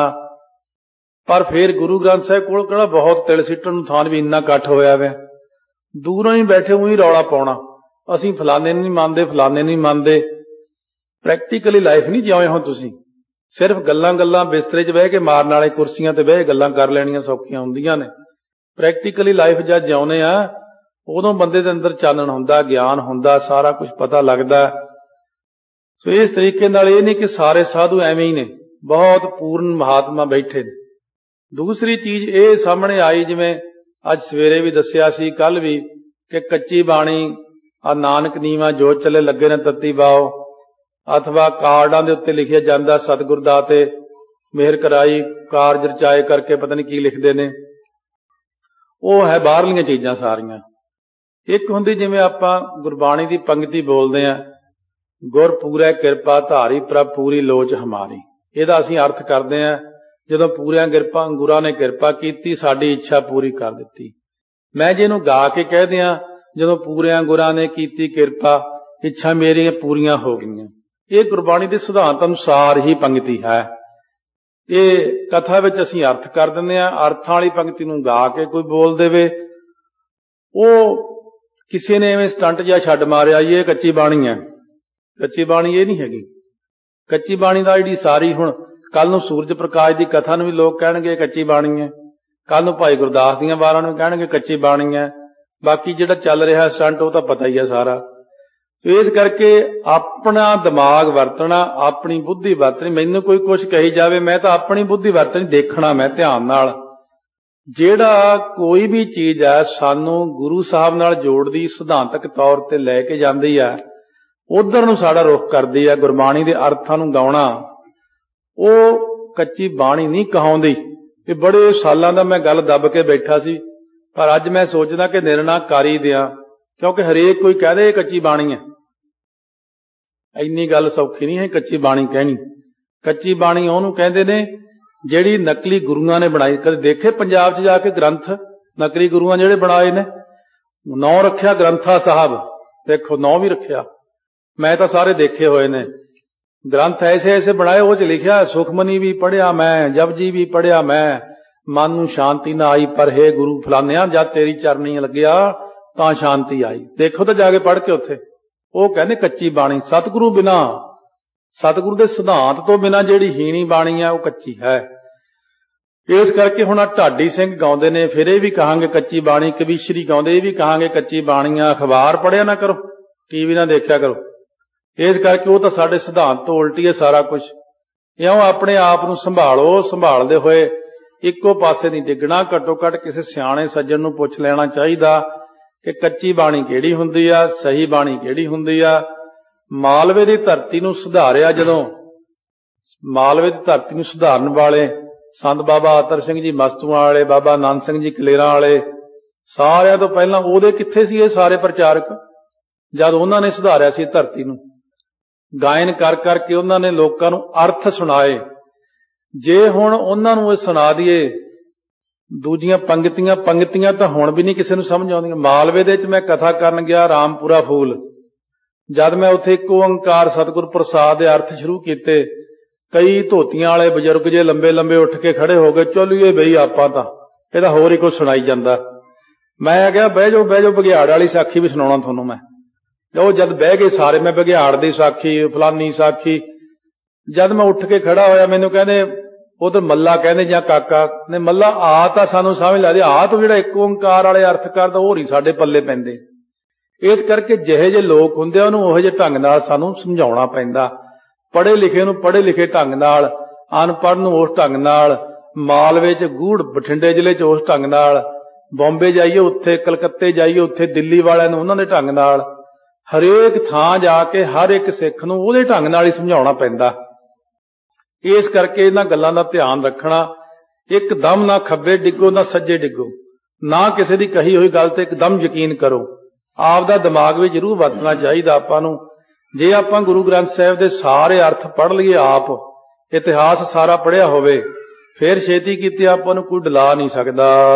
ਨਿਰੰਕਾਰ ਕੀ ਕੀਰਤ ਗਾਥਾ। ਹੁਣ ਜਾ ਕੇ ਸੰਤਾਂ ਮਹਾਤਮਾ ਨਾਲ ਬਹਿਣਾ, ਨਿਰੰਕਾਰ ਜੀ ਦੀ ਕੀਰਤੀ ਕਰਨੀ, ਗਾਥਾ ਕਰਨੀ। ਫਿਰ ਉਹਨਾਂ ਨੂੰ ਸਮਝ ਨਾ ਲੱਗਣੀ। ਮਹਾਰਾਜ ਨੇ ਪੁੱਛਣਾ, ਕਿਉਂ ਭਈ ਸਾਧੋ ਨਿਰੰਕਾਰ ਦੇ ਦਰਸ਼ਨ ਕੀਤੇ? ਮਹਾਰਾਜ ਨਿਰੰਕਾਰ ਕੀ ਹੁੰਦਾ?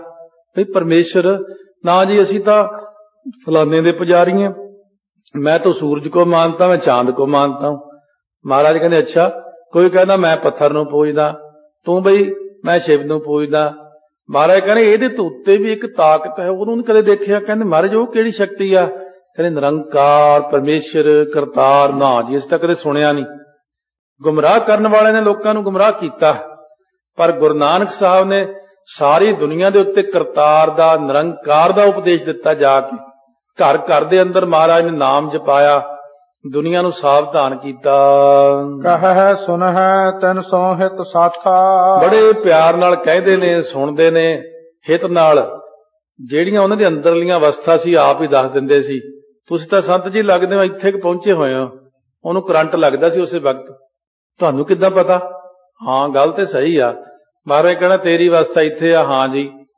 ਉਹਨਾਂ ਨੇ ਫੇਰ ਜਾਣ ਲੈਣਾ ਇਹ ਤੇ ਕਿ ਬਹੁਤ ਮਹਾਂਪੁਰਖ ਹੈ ਵੱਡਾ। ਔਰ ਗੁਰੂ ਨਾਨਕ ਸਾਹਿਬ ਦੇ ਚਰਨੀ ਪੈ ਜਾਂਦੇ ਸੀ। ਫਿਰ ਸਤਿਗੁਰੂ ਜੀ ਉਹਨਾਂ ਨੂੰ ਜਿਹੜੀ ਉਹਨਾਂ ਦੀ ਗਲਤੀ ਸੀ ਉਹ ਦੱਸਣੀ। ਤੂੰ ਆਹ ਗਲਤੀ ਛੱਡ ਦੇ, ਤੂੰ ਆਹ ਕੰਮ ਕਰਿਆ ਕਰ, ਤੂੰ ਅਭਿਆਸ ਇਸ ਤਰ੍ਹਾਂ ਕਰਿਆ ਕਰ, ਤੂੰ ਹੋਰ ਉਪਾਸ਼ਨਾ ਛੱਡ ਦੇ। ਉਹਨਾਂ 'ਚ ਕੁਛ ਨਹੀਂ ਪਿਆ। 33 ਕਰੋੜ ਦੇਵਤਾ ਹੈ, ਦੂਜਾ ਤੀਜਾ ਹੈ, ਸਭ ਛੱਡ ਕੇ ਸਿਰਫ ਪਰਮਾਤਮਾ ਦਾ ਨਾਮ ਲੈ। ਇੱਕ ਓੰਕਾਰ ਆਖ, ਵਾਹਿਗੁਰੂ ਆਖ, ਜਾਂ ਰਾਮ ਆਖ, ਰਮਿਆ ਹੋਇਆ ਪਰਮੇਸ਼ਰ ਜਪ, ਗੋਬਿੰਦ ਆਖ, ਹਰੀ ਆਖ। ਪਰ ਆ ਜਿਹੜੇ ਛੋਟੀ ਛੋਟੀਆਂ ਉਪਾਸ਼ਨਾ, ਮੰਤਰ ਜੰਤਰ ਤੰਤਰ ਨੇ, ਭੂਤਾਂ ਪ੍ਰੇਤਾਂ ਦੀ ਉਪਾਸ਼ਨਾ ਤੋਂ ਲੋਕਾਂ ਨੂੰ ਹਟਾਇਆ। ਇੱਕ ਓੰਕਾਰ ਦੇ ਨਾਲ ਗੁਰੂ ਨਾਨਕ ਦੇਵ ਜੀ ਨੇ, ਮਹਾਰਾਜ ਨੇ ਸੰਸਾਰ ਨੂੰ ਜੋੜਿਆ। ਰੀਤ ਬ੍ਰਕਤਨ ਕੀ ਚਿਤ ਧਾਰੀ। ਮਹਾਰਾਜ ਸੱਚੇ ਪਾਤਸ਼ਾਹ ਨੇ ਜਿਹੜਾ ਬਰਕਤ ਹੁੰਦਾ ਬਿਲਕੁਲ ਤਿਆਗੀ, ਉਹ ਰੀਤੀ ਧਾਰਨ ਕਰ ਲਈ। ਬਸ ਇੱਕੋ ਬਸਤਰ ਜਾਂ ਉੱਪਰ ਲੈਣਾ, ਬਸਤਰ ਪਾ ਲੈਣੇ, ਅਤੇ ਨਾ ਕੁਝ ਖਾਣਾ ਨਾ ਪੀਣਾ, ਕਿਉਂਕਿ ਲੋੜ ਹੀ ਨਹੀਂ ਸੀ ਸਰੀਰ ਨੂੰ ਖਾਣ ਪੀਣ ਦੀ। ਤਜੇ ਜੰਜਾਰ ਜੋ ਹਤੈ ਸੰਸਾਰੀ। ਜਿਹੜੇ ਜੰਜਾਲ ਸੀ ਉਹ ਸੰਸਾਰੀ, ਉਹ ਗੁਰੂ ਨਾਨਕ ਦੇਵ ਜੀ ਨੇ ਸਾਰੇ ਛੱਡ ਦਿੱਤੇ। ਕਿਉਂਕਿ ਜੰਜਾਲ ਵਿੱਚ ਗ੍ਰਸਤੀ ਬੰਦਾ ਪੈਂਦਾ ਹੈ, ਜਿਹਨੇ ਆਮ ਜੀ ਗੱਲ ਕਰਨੀ ਹੋਵੇ, ਜਿਹਨੇ ਦੁਨੀਆ ਤਾਰਨਾ ਹੈ, ਜਿਹਨੇ ਥਾਂ ਥਾਂ ਜਾ ਕੇ ਪ੍ਰਚਾਰ ਕਰਨਾ ਹੈ, ਉਹ ਸੰਸਾਰ ਦੇ ਜੰਜਾਲਾਂ ਤੋਂ ਮੁਕਤ ਹੁੰਦਾ ਹੈ। ਬੈਸ ਗੋਤ ਧਨ ਜਾਤ ਸਮਾਨਾ। ਇਹ ਜਿਹੜੀਆਂ ਚੀਜ਼ਾਂ ਸੀ ਸਾਰੀਆਂ, ਉਮਰ, ਫਿਰ ਜਾਤ, ਪੈਸਾ, ਤੇ ਸਾਰੇ ਜਿਹੜੇ ਗੋਤ ਆਦਿਕ ਸੀਗੇ, ਇਹ ਸਾਰੀਆਂ ਚੀਜ਼ਾਂ ਬਚਨ ਸੁਣਨ ਕੇ ਜਨਰਤ ਨਾਨਾ। ਸੋ ਜਿਨ੍ਹਾਂ ਦੇ ਮਨ ਦੇ ਅੰਦਰ ਰੁਚੀ ਸੀ, ਪ੍ਰੀਤੀ ਸੀ ਨਾਨਾ ਪ੍ਰਕਾਰ ਦੇ ਬਚਨ ਸੁਣਨ ਦੀ। ਵੈਸਹਿ ਪਾਸ ਆਨ ਕਰ ਸੋ। ਉਹ ਕੋਲ ਆ ਕਰਕੇ ਬੈਠ ਜਾਂਦੇ ਜਿਨ੍ਹਾਂ ਦੀ ਬਿਰਤੀ ਹਲੇ ਥੱਲੇ ਥੱਲੇ ਸੀ। ਕੋਈ ਉਮਰ ਹੈ, ਕੋਈ ਗੋਤ ਹੈ, ਕੋਈ ਧਨ ਜਾਤ, ਇਹ ਸਭ ਤਿਆਗਿਆ ਆਪ, ਅਤੇ ਦੂਜਿਆਂ ਨੂੰ ਇਹ ਤਿਆਗ ਕਰਵਾਇਆ ਵੀ ਇਹਨਾਂ ਚੀਜ਼ਾਂ ਦੇ ਵਿੱਚ ਆਪਾਂ ਨਹੀਂ ਫਸਣਾ। ਆਪਾਂ ਬਿਰਤੀ ਉੱਚੀ ਉਠਾਈ ਨਹੀਂ ਗਈ ਆਪਣੇ ਤੋਂ। ਬਿਰਤੀ ਹਲੇ ਵੀ ਇੰਨੀ ਆਪਣੀ ਆਪਸ ਵਿੱਚ ਸਾਰੇ ਦੇਖਿਆ ਈਰਖਾ ਬਹੁਤ ਹੈ, ਇੰਨੀ ਇੱਕ ਦੂਜੇ ਨਾਲ ਦਵੈਸ਼, ਈਰਖਾ, ਝਗੜੇ। ਜਦੋਂ ਗੁਰੂ ਗ੍ਰੰਥ ਸਾਹਿਬ ਵੱਲ ਦੇਖਦੇ ਆ ਤੇ ਜਦੋਂ ਆਪਣੇ ਬੰਦਿਆਂ ਵੱਲ ਦੇਖਦੇ ਆ, ਲੱਗਦਾ ਹੀ ਨਹੀਂ ਵੀ ਇਹ ਗੁਰੂ ਗ੍ਰੰਥ ਸਾਹਿਬ ਦੇ ਬੰਦੇ ਨੇ। ਕਿਉਂਕਿ ਗੁਰੂ ਗ੍ਰੰਥ ਸਾਹਿਬ ਮਹਾਰਾਜ ਜਿੱਥੇ ਖੜੇ ਨੇ, ਜਿੱਥੇ ਮਹਾਰਾਜ ਦਾ ਸਿਧਾਂਤ ਖੜਾ ਹੈ, ਉੱਥੇ ਤੱਕ ਕੋਈ ਖੜਾ ਹੀ ਨਹੀਂ। ਉੱਥੇ ਕੋਈ ਇੱਕ ਅੱਧਾ ਬੰਦਾ ਮਿਲਦਾ ਜਿਹਦੇ ਮਨ ਦੇ ਅੰਦਰ ਬਿਲਕੁਲ ਬਿਲਕੁਲ ਪੱਧਰਾ ਹੈ, ਔਰ ਜਿਹਦੇ ਮਨ ਦੇ ਅੰਦਰ ਟੋਏ ਟਿੱਬੇ ਪਏ ਹੋਏ ਨੇ, ਕਿਤੇ ਹੰਕਾਰ ਦਾ ਟਿੱਬਾ, ਕਿਤੇ ਟੋਆ ਪਿਆ ਈਰਖਾ ਦਾ। ਸੋ ਫਰੀਦਾ ਮਨ ਮੈਦਾਨ ਕਰ, ਟੋਏ ਟਿੱਬੇ ਲਾਹੇ। ਫਰੀਦ ਜੀ ਕਹਿੰਦੇ ਟੋਏ ਟਿੱਬੇ ਅੰਦਰੋਂ ਦੂਰ ਕਰ। ਮਨੁੱਖ ਨਾਲ ਈਰਖਾ ਕਰੀ ਜਾਂਦਾ, ਉਹਦੇ ਨਾਲ ਈਰਖਾ, ਸਿੱਖ ਨਾਲ ਈਰਖਾ, ਇੱਕ ਦੂਜੇ ਨਾਲ ਇੰਨੀ ਜ਼ਿਆਦਾ ਈਰਖਾ, ਦਵੈਸ਼, ਨਿੰਦਾ, ਚੁਗਲੀ ਚੱਲ ਰਹੀ, ਸਾਰਿਆਂ ਨੂੰ ਦਿਖੀ ਜਾਂਦਾ। ਫਿਰ ਗੁਰੂ ਗ੍ਰੰਥ ਸਾਹਿਬ ਦਾ ਸਿਧਾਂਤ ਕਿੱਥੇ ਆ? ਗੁਰੂ ਨਾਨਕ ਸਾਹਿਬ ਦਾ ਸਿਧਾਂਤ ਕਿੱਥੇ ਆ? ਸਿਧਾਂਤਕ ਬੰਦੇ ਡਰਦੇ ਸਾਹਮਣੇ ਹੀ ਨਹੀਂ ਆਉਂਦੇ, ਨਾਮ ਜਪਣ ਵਾਲੇ। ਉਹ ਕਹਿੰਦੇ ਆਪਾਂ ਤਾਂ ਜਾਂਦੇ ਭਾਈ, ਉੱਥੇ ਝਗੜੇ ਹੁੰਦੇ, ਇੱਥੇ ਲੜਾਈਆਂ ਹੁੰਦੀਆਂ। ਬਹੁਤ ਸਾਰੇ ਲੋਕ ਮੇਰੇ ਕੋਲ ਆ ਕੇ ਐਸਾ ਕਹਿੰਦੇ ਨੇ ਵੀ ਅਸੀਂ ਤਾਂ ਹੀ ਨਹੀਂ ਜਾਂਦੇ, ਅਸੀਂ ਤਾਂ ਫਿਰ ਦੁਪਹਿਰੇ ਜੇ ਜਾ ਕੇ ਮੱਥਾ ਟੇਕ ਆਉਂਦੇ ਆ, ਭਈ ਅਸੀਂ ਨਹੀਂ ਜਾਂਦੇ। ਕਿਉਂ? ਲੋਕ ਡਰ ਹੀ ਇੰਨਾ ਜ਼ਿਆਦਾ ਗਏ ਨੇ। ਉਹ ਕਹਿੰਦੇ ਸ਼ਾਂਤੀ ਲੈਣ ਜਾਣਾ ਹੁੰਦਾ, ਝਗੜਿਆਂ 'ਚ ਕਿਉਂ ਫਸਣਾ ਸੀ। ਇਸ ਕਰਕੇ ਇਹ ਗੱਲ ਦੀ ਵਿਚਾਰ ਕਰੀਏ। ਜੇ ਉਧਰ ਤਾਂ ਜਹਾਜ਼ ਡੁੱਬ ਰਿਹਾ ਹੋਵੇ, ਜਹਾਜ਼ 'ਚ ਵੱਡੇ ਵੱਡੇ ਮਘੋਰੇ ਹੋ ਜਾਣ, ਪਾਣੀ ਭਰ ਰਿਹਾ, ਆਪਾਂ ਉਹਦਾ ਇੰਤਜ਼ਾਮ ਕਰਨਾ ਕਿ ਜਾਂ ਆਪਸ ਵਿੱਚ ਲੜਨਾ। ਜੇ ਆਪਸ ਵਿੱਚ ਲੜੀਗੇ, ਜਹਾਜ਼ ਸਾਰਾ ਡੁੱਬ ਗਿਆ, ਫਿਰ ਕੀ ਕਰਾਂਗੇ? ਇਸ ਕਰਕੇ ਆਪਾਂ ਨੂੰ ਚਾਹੀਦਾ ਆਪਸੀ ਪਿਆਰ, ਮਿਲਵਰਤਨ, ਏਕਤਾ, ਇਤਫਾਕ, ਪ੍ਰੇਮ ਭਾਵਨਾ, ਸ਼ਾਂਤੀ, ਇਹ ਅੱਖਰ ਹੀ ਉੱਡ ਗਏ। ਸਾਰੇ ਅੱਖਰਾਂ ਨੂੰ ਮਿਲਾ ਕੇ ਆਪਸ ਵਿੱਚ ਪਿਆਰ ਭਾਵਨਾ ਨਾਲ। ਤਿਆਗ ਦੀ ਬਿਰਤੀ ਹੈ ਨਹੀਂ ਕਿਸੇ ਦੀ। ਜਿਹੜਾ ਜਿੱਥੇ ਚਿੰਬੜ ਗਿਆ ਛੱਡਦਾ ਹੀ ਨਹੀਂ ਉਹਨੂੰ। ਇਸ ਕਰਕੇ ਤਿਆਗ ਦੀ ਬਿਰਤੀ। ਸੰਤ ਬਾਬਾ ਸੁੰਦਰ ਸਿੰਘ ਜੀ ਖਾਲਸਾ ਐਸੇ ਤਿਆਗੀ, ਜਿੱਥੇ ਕਥਾ ਕਰਨੀ, ਜੇ ਕਿਸੇ ਨੇ ਮਾੜਾ ਜਾਂ ਕੋਈ ਅੱਖਰ ਕਹਿਤਾ, ਅੱਛਾ ਭਾਈ ਫਤਿਹ ਬੁਲਾਉਣੀ, ਕਸ਼ਹਿਰਾ ਪਰਨਾ ਚੱਕਿਆ, ਚੱਲ ਅੱਗੇ ਚਲੋ, ਸਾਡੇ ਇੱਥੇ ਕਿਹੜਾ ਨਾਨਕੇ ਅਗਲੇ ਪਿੰਡ ਜਾ ਵੜਨਾ। ਉਹ ਨਹੀਂ ਸੀ ਲੜਦੇ, ਕਿਸੇ ਨਾਲ ਈਰਖਾ ਨਹੀਂ ਕਰਨੀ, ਦਵੈਸ਼ ਨਹੀਂ ਕਰਨੀ। ਇਸੇ ਤਰ੍ਹਾਂ ਸੰਤ ਨਿੱਕਾ ਸਿੰਘ ਜੀ ਹੋਏ ਨੇ, ਬਹੁਤ ਬਰਕਤ ਮਹਾਪੁਰਸ਼। ਉਹ ਇੱਕ ਦਰਖਤ ਥੱਲੇ ਇੱਕੋ ਹੀ ਰਾਤ ਗੁਜ਼ਾਰਦੇ ਸੀ, ਬਸ ਫਿਰ ਅਗਲੇ ਦਰਖਤ ਥੱਲੇ ਦੂਜੇ ਪਾਸੇ ਚਲੇ ਜਾਣਾ ਕਿਤੇ। ਕਥਾ ਉਹਨਾਂ ਦੀ ਸਭ ਤੋਂ ਸੋਹਣੀ ਸੀ, ਪਰ ਉਹ ਕਿਸੇ ਨਾਲ ਈਰਖਾ ਦਵੈਸ਼ ਨਹੀਂ ਸੀ ਕਰਦੇ। ਅੱਜ ਕੱਲ ਉਹਨਾਂ ਬਾਬਾ ਰਾਮ ਸਿੰਘ ਜੀ ਹਰਦੁਆਲੇ ਉਹਨਾਂ ਥਾਂ ਤੇ ਨੇ, ਬਹੁਤ ਅੱਛੀ ਬਿਰਤੀ ਦੇ ਮਾਲਕ ਬਾਬਾ ਨਿੱਕਾ ਸਿੰਘ ਜੀ ਮਹਾਂਪੁਰਖ ਵੀ ਦੱਸਿਆ ਕਰਦੇ ਸਨ। ਬਾਲਪਨੇ ਮਹਿ ਖੇਲਤ ਜਾਉ। ਬਾਲਪਣੇ ਦੇ ਵਿੱਚ ਜਿਹੜੇ ਖੇਲਦੇ ਸਨ ਬਚਪਨ ਦੇ ਵਿੱਚ, ਉਦਾਸੀਨ 300 ਤਬ ਐਸੇ। ਉਹਨਾਂ ਦੇ ਨਾਲ ਖੇਡਾਂ ਤੋਂ ਤਾਂ ਗੁਰੂ ਸਾਹਿਬ ਉਦਾਸੀਨ ਹੀ ਹੋ ਗਏ, ਭਾਵ ਕੋਈ ਖੇਡਾਂ ਹੀ ਨਹੀਂ ਖੇਡਣੀਆਂ। ਬਿਨਾ ਚਨਾਰੀ ਮਿਲਹਿ ਜੈਸੇ। ਬਿਨਾ ਚਨਾਰੀ, ਬਿਨਾ ਪਛਾਣ ਤੋਂ ਹੀ ਜਿਵੇਂ ਮਿਲਦੇ ਹਨ। ਅਸਵਿਦ ਦੇਖ ਮਾਤ ਮਨ ਚਿੰਤਾ। ਇਉਂ ਦੇਖ ਕਰਕੇ ਮਾਤਾ ਜੀ ਦੇ ਮਨ ਦੇ ਅੰਦਰ ਚਿੰਤਾ ਹੋ ਗਈ। ਗਏ ਨਿਕਟ ਜਹ ਉਤੇ ਇਕੰਤਾ। ਜਿੱਥੇ ਗੁਰੂ ਨਾਨਕ ਦੇਵ ਜੀ ਇਕਾਂਤਵਾਸ ਵਿੱਚ ਬੈਠੇ ਸੀ, ਅਸਲ ਵਿੱਚ ਘਰਦਿਆਂ ਨੂੰ ਇਹ ਹੁੰਦਾ, ਜਦੋਂ ਸਮਾਧੀ ਲੱਗਣ ਲੱਗ ਜਾਂਦੀ ਹੈ ਜਾਂ ਬਿਰਤੀ ਉੱਚੀ ਉੱਠ ਜਾਂਦੀ ਹੈ, ਬੰਦਾ ਤਾਂ ਵੈਸੇ ਅੱਖਾਂ ਬੰਦ ਕਰਦਾ ਆਨੰਦ 'ਚ। ਘਰ ਦੇ ਕਹਿੰਦੇ ਨੀਂਦ ਆਉਂਦੀ ਆ, ਕੀ ਗੱਲ ਸੁੱਤਾ ਨਹੀਂ ਰਾਤ? ਉਹਨਾਂ ਨੂੰ ਕੀ ਪਤਾ ਉਹਨੂੰ ਕੀ ਹੁੰਦਾ ਇਹਨੂੰ। ਅੰਦਰਲੀਆਂ ਬਿਰਤੀਆਂ ਜਦੋਂ ਜਾਗਦੀਆਂ, ਅੰਦਰਲੀ ਇਕਾਗਰਤਾ ਹੁੰਦੀ ਹੈ, ਬੰਦਾ ਤਾਂ ਵੈਸੇ ਆਨੰਦ 'ਚ ਕਹਿੰਦਾ ਵੀ ਰੋਟੀ ਹੁਣ ਘਟਾ ਦਈਏ, ਕਿਉਂਕਿ ਅੰਦਰ ਆਨੰਦ ਹੀ। ਘਰ ਦੇ ਕਹਿਣਗੇ ਖਾਨੀ ਬਿਮਾਰ ਹੀ ਹੋ ਗਿਆ, ਵੀ ਰੋਟੀ ਨਹੀਂ ਖਾਂਦਾ ਅੱਗੇ ਨਾਲੋਂ। ਉਹਨਾਂ ਨੂੰ ਆਪਣੀ ਚਿੰਤਾ ਹੁੰਦੀ ਆ, ਉਹ ਕਹਿੰਦੇ ਇਹ ਬਿਮਾਰ ਹੋ ਗਿਆ। ਤੋ ਜਦੋਂ ਅਵਸਥਾ ਬਣਦੀ ਹੈ, ਸਿਮਰਨ ਹਿਰਦੇ ਕੰਠ ਸ਼ੁਰੂ ਹੁੰਦਾ। ਸਾਡੇ ਨਾਲ ਸਿੰਘ ਸੀ, ਉਹ 101 ਪਾਠ ਜਪਜੀ ਸਾਹਿਬ ਦਾ ਕਰੇ। ਜਦ ਉਹ ਹਿਰਦੇ 'ਚ ਕੰਠ 'ਚ ਜਾਪ ਸ਼ੁਰੂ ਹੋਇਆ, ਉਹਨੇ ਚਾਦਰ ਲੈ ਕੇ ਲੰਮੇ ਪੈਣਾ ਸ਼ੁਰੂ ਕਰਤਾ, ਕਿਉਂਕਿ ਉਹਨੂੰ ਲੰਮੇ ਪੈ ਕੇ ਸਿਮਰਨ ਕਰਨ 'ਚ ਫਿਰ ਆਨੰਦ ਬਣਿਆ। ਕੰਠ ਵਿੱਚ ਜਾਪ ਹੁੰਦਾ ਸੀ। ਅਸੀਂ ਕਈ ਦਿਨ ਤੱਕ ਤਾਂ ਉਹਨਾਂ ਲੜਦੇ ਰਹੇ ਮੈਤੇ, ਇਹ ਲੰਮਾ ਪਿਆ ਰਹਿੰਦਾ, ਇਹ ਪਾਠ ਨਹੀਂ ਕਰਦਾ, ਐ ਨਹੀਂ ਕਰਦਾ। ਇੱਕ ਦਿਨ ਫਿਰ ਮੈਂ ਇਕੱਲੇ ਨੇ ਜਾ ਕੇ ਉਹਦੀ ਚਾਦਰ ਜੀ ਖਿੱਚ ਕੇ ਮਾਰੀ। ਮੈਂ ਤੂੰ ਕੀ ਗੱਲ ਹੁਣ ਪਾਠ ਹੀ ਨਹੀਂ ਕਰਦਾ? ਉਹਨੂੰ ਹੱਸਣ ਲੱਗ ਗਿਆ। ਉਹ ਕਹਿੰਦੇ ਬਾਬਾ ਬੱਸ ਕਰ ਹੁਣ। ਫਿਰ ਉਹਨੇ ਮੈਨੂੰ ਦੱਸੀ ਗੱਲ, ਕਹਿੰਦਾ ਮੇਰੇ ਕੰਠ ਜਾਪ ਸ਼ੁਰੂ ਹੋ ਗਿਆ, ਹੁਣ ਮੈਂ ਉਹ ਆਨੰਦ ਲੈਣਾ। ਫਿਰ ਹਿਰਦੇ 'ਚ, ਫਿਰ ਧੁੰਨੀ 'ਚ, ਫਿਰ ਰੋਮਾਂ 'ਚ, ਫਿਰ ਜਿਵੇਂ ਉਹਦੀ ਅੰਦਰਲੀ ਆ ਜਿਹੜੀ ਕੁੰਡਲੀ ਖੁੱਲੀ 10ਵੇਂ ਦੁਆਰ ਤੱਕ, ਸਾਰੀਆਂ ਚੀਜ਼ਾਂ ਦੱਸਦਾ ਰਹਿੰਦਾ ਸੀ ਨਾਲ ਨਾਲ ਨਾਲ ਨਾਲ। ਇਸ ਤਰ੍ਹਾਂ ਸਾਰੀਆਂ ਅਵਸਥਾ ਦਾ ਪਤਾ ਲੱਗਦਾ ਗਿਆ ਸਾਨੂੰ ਵੀ ਏਦਾਂ ਬਣਦੀ ਅਵਸਥਾ। ਤੋ ਇਸ ਤਰੀਕੇ ਨਾਲ ਹੈ ਕਿ ਜਿਨ੍ਹਾਂ ਦੀ ਅਵਸਥਾ ਬਣਦੀ ਤੁਰੀ ਜਾਂਦੀ ਹੈ, ਲੋਕਾਂ ਨੂੰ ਪਹਿਚਾਣ ਹੀ ਨਹੀਂ ਹੁੰਦੀ ਉਹਦੀ। ਉਹ ਸਮਝਦੇ ਨੇ ਬੰਦਾ ਇਹ ਸੁਸਤ ਹੋ ਗਿਆ ਅੱਗੇ ਨਾਲੋਂ, ਜਾਂ ਲੰਮਾ ਹੀ ਪਿਆ ਰਹਿੰਦਾ, ਜਾਂ ਆਹ ਕੰਮ ਕਰਦਾ ਰਹਿੰਦਾ। ਕਈ ਕਹਿਣਗੇ ਇਹ ਤਾਂ ਹੁਣ ਪਾਠ ਹੀ ਨਹੀਂ ਕਰਦਾ, ਹੁਣ ਤਾਂ ਮਾਲਾ ਹੀ ਨਹੀਂ ਫੜਦਾ। ਕਿਉਂਕਿ ਜਦੋਂ ਕਿਰਿਆ ਅੰਦਰ ਸ਼ੁਰੂ ਹੋ ਜਾਂਦੀ ਸਾਰੀ, ਉਦੋਂ ਕੋਈ ਕਿਰਿਆ ਬਾਹਰਲੀ ਨਜ਼ਰ ਨਹੀਂ ਆਉਂਦੀ, ਸਭ ਕਿਰਿਆਵਾਂ ਬੰਦ ਹੋ ਜਾਂਦੀਆਂ ਹਨ। ਦਸ਼ਾ ਦੇਖ ਸਤ ਕੀ ਬਿਸਮਾਨੀ, ਆਪਣੇ ਪੁੱਤਰ ਦੀ ਦਸ਼ਾ ਦੇਖ ਕੇ ਮਾਤਾ ਜੀ ਬੜੇ ਹੈਰਾਨ ਹੋਏ। ਬੋਲੀ ਮਹਾਪ੍ਰੀਤ ਮੈਂ ਬਾਨੀ, ਮਹਾਪ੍ਰੀਤੀ ਵਿੱਚ ਆ ਕੇ ਬਹੁਤਾ ਪਿਆਰ ਨਾਲ ਪੁੱਤਰ ਨੂੰ ਬਚਨ ਕਿਹਾ। ਸੁਨਹੁ ਤਾਤ ਚਿਤ ਬਾਤ ਵਿਚਾਰੋ, ਸੁਣੋ ਪੁੱਤਰ ਜੀ, ਮਨ ਦੇ ਅੰਦਰ ਇਹ ਗੱਲ ਵਿਚਾਰ ਨਾ ਕਰੋ। ਨਿਜ ਕਾਰਜ ਕੀਜੈ ਨਿਰਧਾਰੋ, ਆਪਣਾ ਜਿਹੜਾ ਕੰਮ ਹੈ ਨਾ ਉਹ ਤੁਸੀਂ ਸੋਚ ਸਮਝ ਕੇ ਕਰਿਆ ਕਰੋ। ਤੁਝ ਕਿਉਂ ਬਨੈ ਫਕੀਰਨ ਸੰਗਾ, ਆਪੋਤੇ ਤਾਂ ਕੰਮ ਖਰਾਬ ਹੋ ਰਿਹਾ। ਤੁਸੀਂ ਤਾਂ ਬਾਹਰ ਜਾ ਕੇ ਫਕੀਰਾਂ ਸੰਤਾਂ ਨਾਲ ਸਾਧੂਆਂ ਨਾਲ ਬੈਠੇ ਰਹਿੰਦੇ ਹੋ। ਇਹ ਕੀ ਬਣੇਗਾ ਆਪਣੇ ਘਰ ਦਾ? ਇੱਕੋ ਇੱਕ ਸਾਡਾ ਪੁੱਤ ਹੈ, ਇੰਨੀ ਜਾਇਦਾਦ ਹੈ, ਜ਼ਮੀਨ ਹੈ, ਇਹ ਕੰਮ ਨਹੀਂ ਕਰੇਗਾ ਭਾਈ, ਫਿਰ ਖਾਵਾਂਗੇ ਕਿੱਥੋਂ ਆਪਾਂ? ਤੇਰੇ ਪਿਤਾ ਜੀ ਕਦ ਤੱਕ ਕਮਾਉਣਗੇ? ਬਹੁਤ ਸਾਰੇ ਮਾਤਾ ਜੀ ਨੇ ਗੱਲਾਂ ਬਾਤਾਂ ਸਮਝਾਈਆਂ। ਗ੍ਰਸਤ ਕਾਜ ਕਰੀਏ ਸਾ ਅਮੰਗਾ, ਆ ਜਿਹੜੇ ਗ੍ਰਸਤ ਦੇ ਕਾਰਜ ਨੇ ਸਾਰੇ ਘਰ ਦੇ ਕੰਮਕਾਰ ਕਰਨੇ ਐ। ਕ੍ਰਿਖੀ ਕਰਨ ਕੀ ਜੇ ਨਹਿ ਪ੍ਰੀਤੀ, ਜੇ ਖੇਤੀ ਕਰਨ ਦੀ ਤੁਹਾਡੇ ਅੰਦਰ ਰੁਚੀ ਨਹੀਂ ਹੈ, ਬਨਜ ਸਿੱਖੋ ਅਸਰੀਤੀ, ਫਿਰ ਵਪਾਰ ਕਰ ਲੋ। ਕੋਈ ਜ਼ਰੂਰੀ ਖੇਤੀ ਕਰਨੀ ਹੈ, ਵਪਾਰ ਕਰ ਲੋ। ਕਰੋ ਕਾਰ ਕੋ ਹੋਏ ਸੁਚੇਤਾ, ਕੰਮ ਕਰੋ ਸੁਚੇਤ ਹੋ ਕਰਕੇ, ਸਾਵਧਾਨ ਹੋ ਕੇ। ਖਰਚ ਸੰਭਾਰ ਹੋ ਆਪਨ ਕੀਤਾ, ਆਪਣੇ ਘਰ ਦਾ ਜਿਹੜਾ ਖਰਚਾ ਹੈ ਉਹਨੂੰ ਸੰਭਾਲਣਾ ਕਰੋ ਘੱਟੋ ਘੱਟ। ਕਰ ਉਪਾਏ ਜਬ ਦਰਬ ਉਪਾਵ ਹੋ, ਜਦੋਂ ਉਪਾਓ ਕਰਕੇ ਪੈਸਾ ਕਮਾਓਗੇ, ਫਲ ਵਿਦ ਸੰਚ ਹੋ ਨਿਜ ਘਰ ਲਿਆਵ ਹੋ, ਚੰਗੇ ਤਰੀਕੇ ਨਾਲ ਇਕੱਠਾ ਕਰਕੇ ਘਰੇ ਪੈਸਾ ਲਿਆਓਗੇ। ਕੋ ਖੱਤਰੀ ਤਬ ਕਰਹਿ ਨਿਹਾਰੂ, ਕੋਈ ਖੱਤਰੀ ਤੈਨੂੰ ਵੇਖੇਗਾ।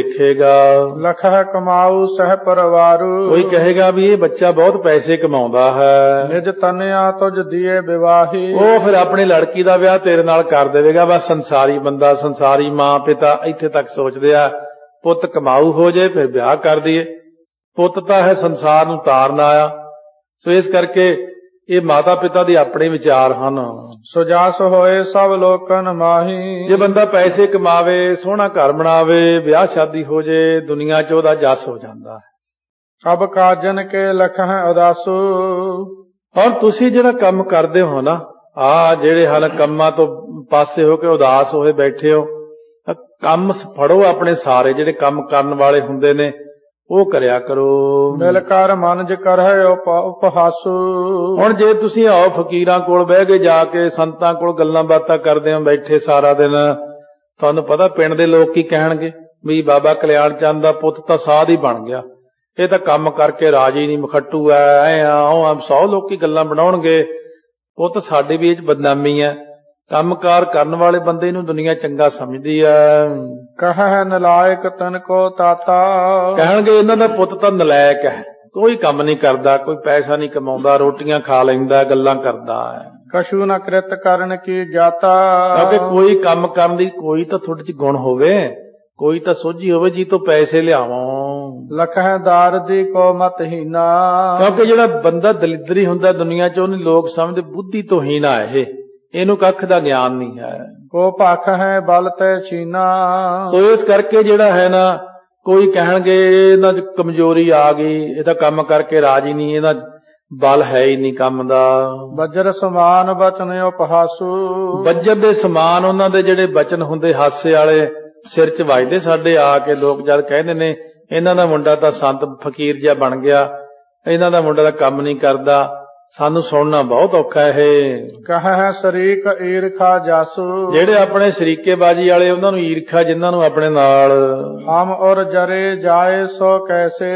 ਉਹ ਕਿਵੇਂ ਸਹਾਰੇ ਜਾਣ ਸਾਡੇ ਤੋਂ, ਜਦੋਂ ਸਾਨੂੰ ਮਖੌਲ ਕਰਕੇ ਲੰਘਣਗੇ।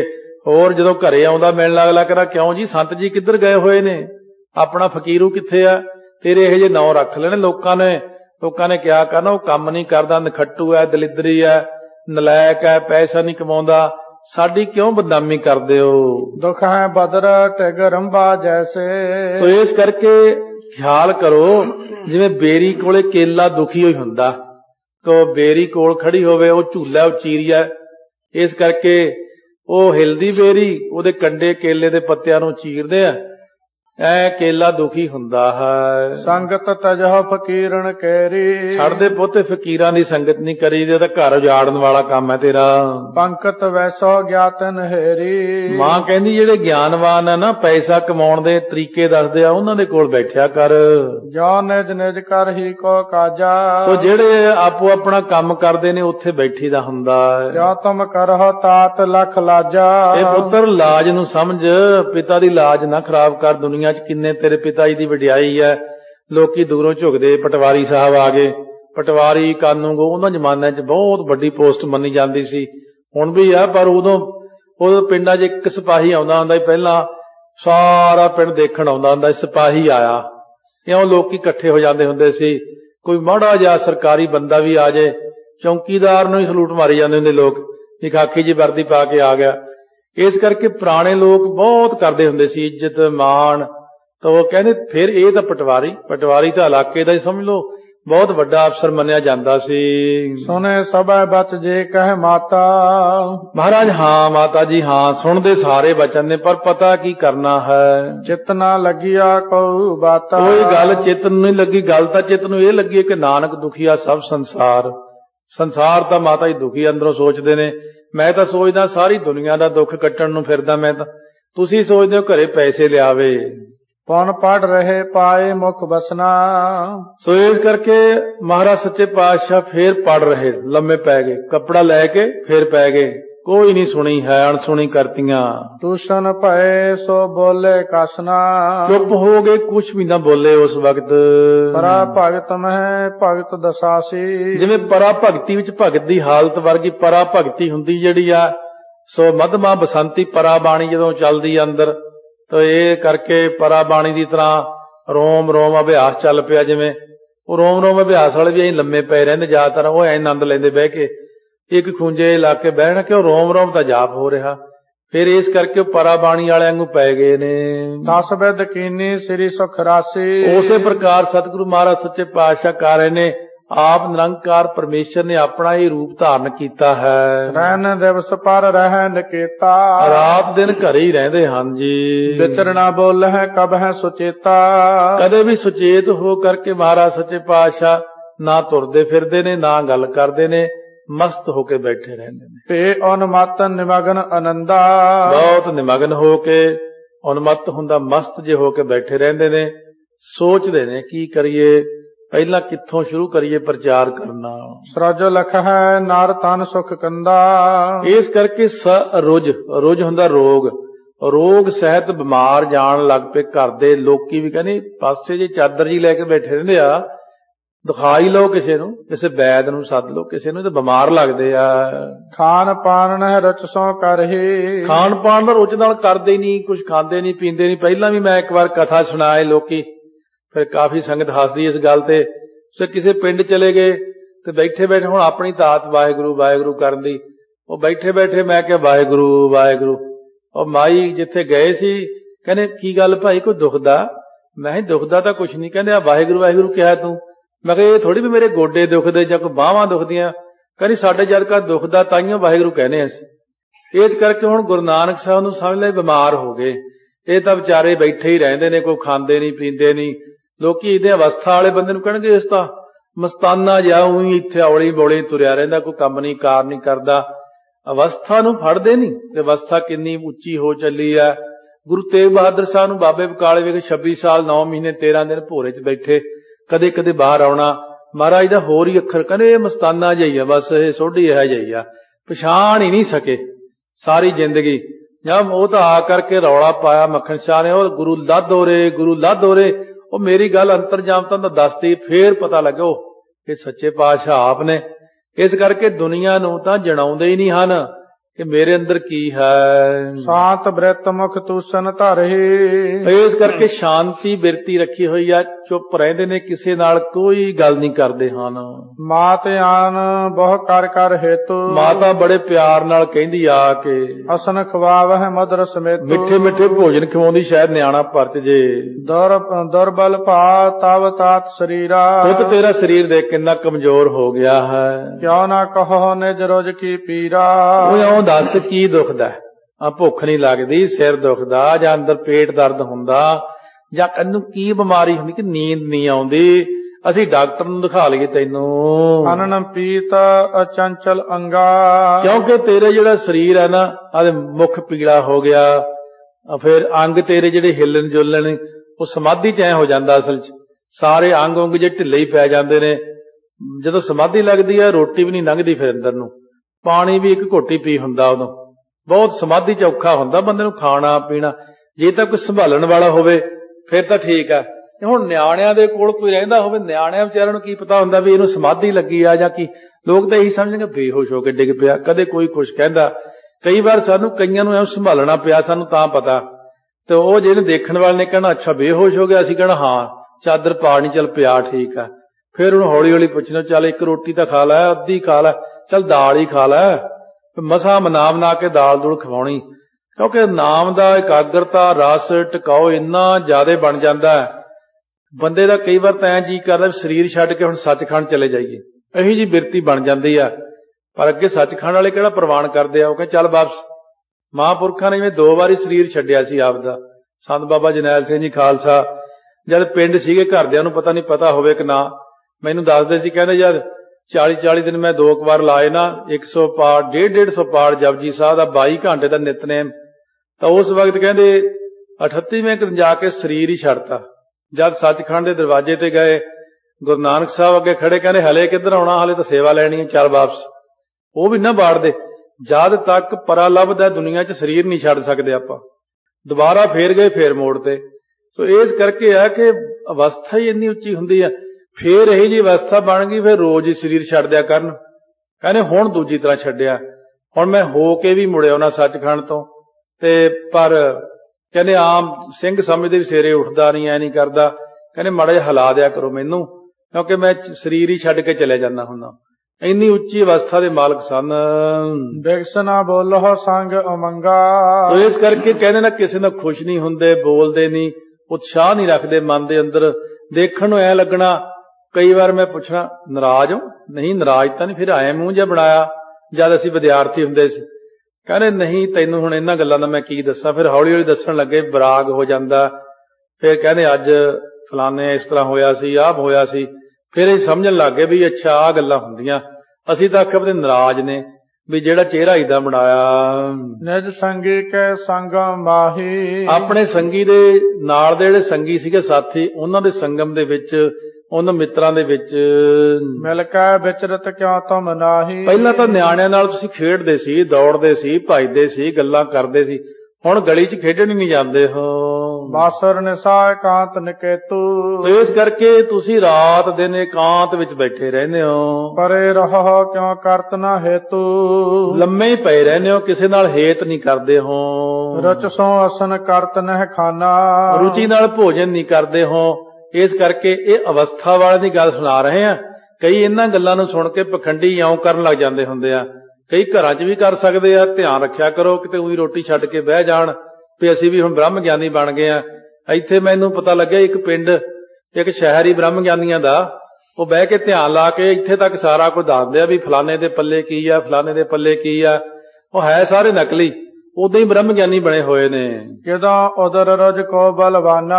ਸੋ ਇਸ ਕਰਕੇ ਕਹਿੰਦੇ ਪਤਾ ਨਹੀਂ ਪੇਟ ਦਾ ਕੋਈ ਰੋਗ ਲੱਗ ਗਿਆ। ਮਾਤਾ ਤਾਂ ਵਿਚਾਰੀ ਐਵੇਂ ਸੋਚਦੀ ਆ, ਮਹਿਰ ਮੋਹ ਜਨਨੀ ਇਵ ਭਾਖੀ। ਸੋ ਮਾਤਾ ਜੀ ਇਸ ਪ੍ਰਕਾਰ ਨਾਲ ਘੜੀ ਮੁੜੀ ਆਉਂਦੇ ਨੇ, ਦੇਖਦੇ ਮਾਂ ਨੂੰ ਫਿਕਰ ਹੋ ਜਾਂਦਾ। ਇੱਕੋ ਇੱਕ ਪੁੱਤ ਹੈ ਕਿ ਇਹ ਪੁੱਤ ਖਾਂਦਾ ਵੀ ਕੁਛ ਨਹੀਂ, ਪਹਿਰਦਾ ਵੀ ਕੁਛ ਨਹੀਂ। ਸਤਿ ਉਪਚਾਰ ਕਰਨ ਅਭਿਲਾਖੀ। ਸੋ ਜਿਹੜਾ ਪੁੱਤਰ ਸੀ ਇਹਦਾ ਮੈਨੂੰ ਉਪਚਾਰ ਕਰਨਾ ਚਾਹੀਦਾ, ਮਾਤਾ ਨੇ ਇੱਛਾ ਕਰ ਲਈ। ਮਨ ਹੀ ਮਨ ਹੈ ਮਨਾਵ ਮਹੇਸ਼ਾ। ਉਹ ਹੁਣ ਮਨ ਹੀ ਮਨ, ਮਾਤਾ ਤੇ ਮੰਨਦੀ ਸੀ ਪਹਿਲਾਂ, ਜਿਨ੍ਹਾਂ ਨੂੰ ਮਾਤਾ ਤੇ ਮਹੇਸ਼ ਨੂੰ ਮੰਨਦੀ ਸੀ, ਸ਼ਿਵ ਜੀ ਨੂੰ। ਉਹ ਤਾਂ ਉਧਰ ਆਰਾਧਨਾ ਕਰੀ, ਉਹਨੂੰ ਕੋਲ ਨਹੀਂ, ਇਹ ਨਹੀਂ ਪਤਾ ਮੇਰੇ ਕੋਲ ਨਿਰੰਕਾਰ ਬੈਠਾ। ਨਿਰੰਕਾਰ ਦੀ ਖਬਰ ਤਾਂ ਘਰਦਿਆਂ ਨੂੰ ਛੇਤੀ ਲੱਗੀ ਨਹੀਂ ਨਾ, ਉਹ ਤਾਂ ਸਮਝਦੇ ਸੀ ਨਿਆਣਾ ਹੈ। ਪੂਜ ਚੰਡਕਾ ਬਹੁਰ ਗਣੇਸ਼ਾ। ਕਦੇ ਚੰਡਕਾ ਨੂੰ ਕਦੇ ਗਣੇਸ਼ਾ ਨੂੰ ਆਦਿਕ ਨੂੰ ਉਹਨਾਂ ਨੂੰ ਮੰਨਣਾ, ਕਿਉਂਕਿ ਹਲੇ ਸੋਝੀ ਨਹੀਂ ਸੀ ਇਸ ਗੱਲ ਦਾ। ਕਈ ਇਤਰਾਜ਼ ਕਰ ਲੈਂਦੇ ਵੀ ਇਹ ਕਿਵੇਂ ਹੋ ਸਕਦਾ, ਹਲੇ ਪਤਾ ਨਹੀਂ ਨਾ, ਤਾਂ ਉਮਰ ਛੋਟੀ ਆ, ਹਲੇ ਸਤਿਗੁਰੂ ਕਿਰਪਾ ਕਰਨਗੇ ਹੌਲੀ ਹੌਲੀ। ਪਰਿਵਾਰ ਦੇ ਉੱਤੇ ਸਿਰਫ ਬੇਬੇ ਨਾਨਕੀ ਨੂੰ ਗਿਆਨ ਹੈ ਬਸ, ਹੋਰ ਕਿਸੇ ਨੂੰ ਨਹੀਂ ਪਤਾ। ਬੇਬੇ ਨਾਨਕੀ ਸਭ ਸਮਝਦੀ ਆ, ਪਰ ਉਹ ਬੋਲਦੀ ਨਹੀਂ, ਚੁੱਪ ਰਹਿੰਦੀ ਆ। ਵੀਰ ਜੀ ਨੇ ਚੁੱਪ ਕਰਾਈ ਹੈ, ਦੱਸਣਾ ਨਹੀਂਗਾ ਮਾਤਾ ਪਿਤਾ ਨੂੰ, ਆਪਾਂ ਕੁਝ ਨਹੀਂ ਦੱਸਣਾ ਹੈ, ਨਹੀਂ ਆਪਣਾ ਕੰਮ ਖਰਾਬ ਹੁੰਦਾ ਹੈ। ਸਤ ਸਰੀਰ ਕੋ ਕਰਹੁ ਅਰੋਗਾ। ਅਰਦਾਸਾਂ ਕਰਦੀ ਕਦੇ ਕਿਤੇ ਕਦੇ ਕਿਤੇ, ਮੇਰੇ ਪੁੱਤ ਨੂੰ ਅਰੋਗ ਕਰ ਦਿਓ ਜੀ। ਦਿਓ ਉਪਾਇਨ ਜਸ ਜਿਸ ਜੋਗਾ। ਭੇਟਾ ਦੇਵਾਂਗੇ ਜਿਹੇ ਜੀ ਤੁਸੀਂ ਚਾਹੋਗੇ। ਬੰਦਹ ਕਰ ਧਰ ਪਾਰ ਧਰ ਸਿਰ ਕੋ। ਧਰਤੀ ਤੇ ਬਾਰ-ਬਾਰ ਮੱਥਾ ਟੇਕਦੀ ਹੈ। ਨਮੋ ਕਰਹਿ ਸ੍ਰੀ ਲక్ష్ਮੀ ਬਰ ਕੋ। ਸੋ ਕਦੇ ਲక్ష్ਮੀ ਬਰ ਤੋਂ ਭਾਵ ਜਦ ਮਾਇਆ ਦਾ ਪਤੀ ਵਿਸ਼ਨੂੰ ਹੈ, ਈਸ਼ਵਰ ਨੂੰ ਮੱਥਾ ਟੇਕਦੀ ਹੈ, ਤੁਸੀਂ ਠੀਕ ਕਰ ਦਿਓ।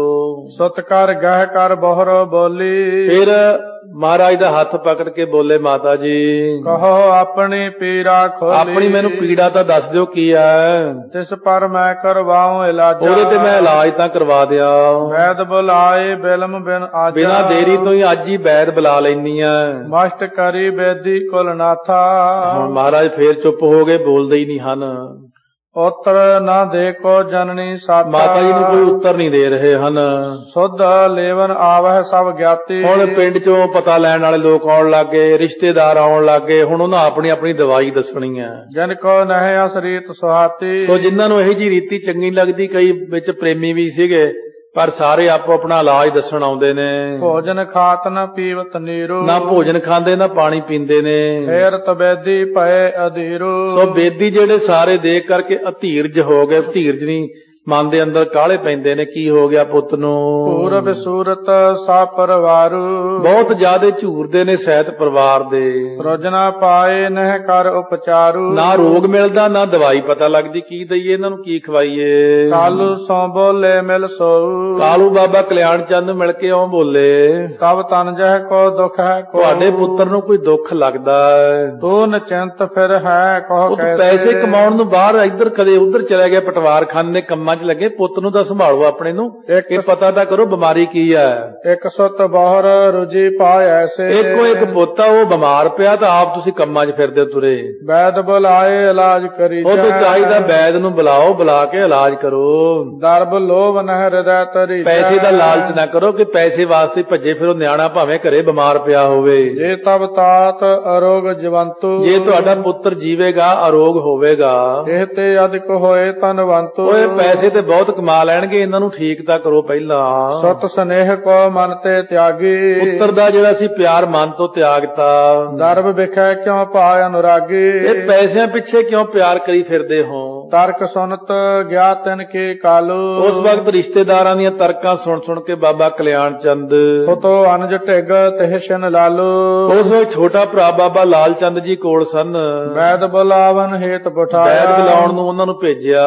ਲਾਲੂ ਤੇ ਕਰ ਜਾਏ ਬੁਲਾਇਆ। ਲਾਲੂ ਜੀ ਨੇ ਉਸ ਵਕਤ ਜਾ ਕੇ ਵੈਦ ਨੂੰ ਬੁਲਾਇਆ। ਨਾਮ ਜਾਸ ਹਰਦਾਸ ਹੁਲਾਸੀ। ਉਹ ਵੈਦ ਦਾ ਨਾਮ ਸੀ ਭਾਈ ਹਰਦਾਸ। ਯਾਦ ਰੱਖੀਦਾ ਹੁੰਦਾ ਵੈਦ ਕਿਹੜਾ ਸੀ। ਹਰਦਿਆਲ ਪ੍ਰੋਤ ਸੀ, ਹਰਦਾਸ ਵੈਦ ਸੀ। ਇਉਂ ਸੀ ਬੜਾ ਲੈ ਕੇ ਆਏ, ਬੜੇ ਚਾਉ ਨਾਲ ਆਇਆ। ਜਗੇ ਭਾਗ ਗਾ ਢਿਗ ਸੁਖ ਰਾਸੀ। ਭਾਗ ਜਾਗ ਪੇ ਉਹਦੇ ਹਰਦਾਸ ਦੇ। ਤਾਰਨਾ ਸੀ ਉਹਨੂੰ, ਬੁਲਾ ਲਿਆ ਉਹਨੂੰ। ਹੁਣ ਜੇ ਕੋਈ ਕਹੇ ਕਿ ਵੈਦ ਗਿਆ ਗੁਰੂ ਨਾਨਕ ਦੇਵ ਨੂੰ ਠੀਕ ਕਰਨ, ਇਹ ਤਾਂ ਉਲਟੀ ਗੱਲ ਹੋਣੀ ਆ। ਵੈਦ ਨੂੰ ਗੁਰੂ ਨਾਨਕ ਸਾਹਿਬ ਨੇ ਠੀਕ ਕਰਨਾ, ਉਹਦਾ ਹੰਕਾਰ ਦੂਰ ਕਰਨਾ। ਜਿਵੇਂ ਲੋਕ ਕਹਿੰਦੇ ਗੁਰੂ ਅਮਰਦਾਸ ਜੀ ਗੰਗਾ ਯਾਤਰਾ ਜਾਂਦੇ ਰਹੇ, ਪਹਿਲਾਂ 19 ਵਾਰੀ ਗਏ। ਉਹ ਗੰਗਾ ਨੂੰ ਪਹਿਲਾਂ ਗੰਗਾ ਨੂੰ ਤਾਂ ਪਤਾ ਹੀ ਸੀ ਕੌਣ ਹੈ। ਗੰਗਾ ਨੇ ਬੇਨਤੀ ਕੀਤੀ ਸੀ, ਤੁਸੀਂ ਜਦ ਤੱਕ ਗੁਰਤਾ ਗੱਦੀ ਤੇ ਵਿਰਾਜਮਾਨ ਨਹੀਂ ਹੁੰਦੇ,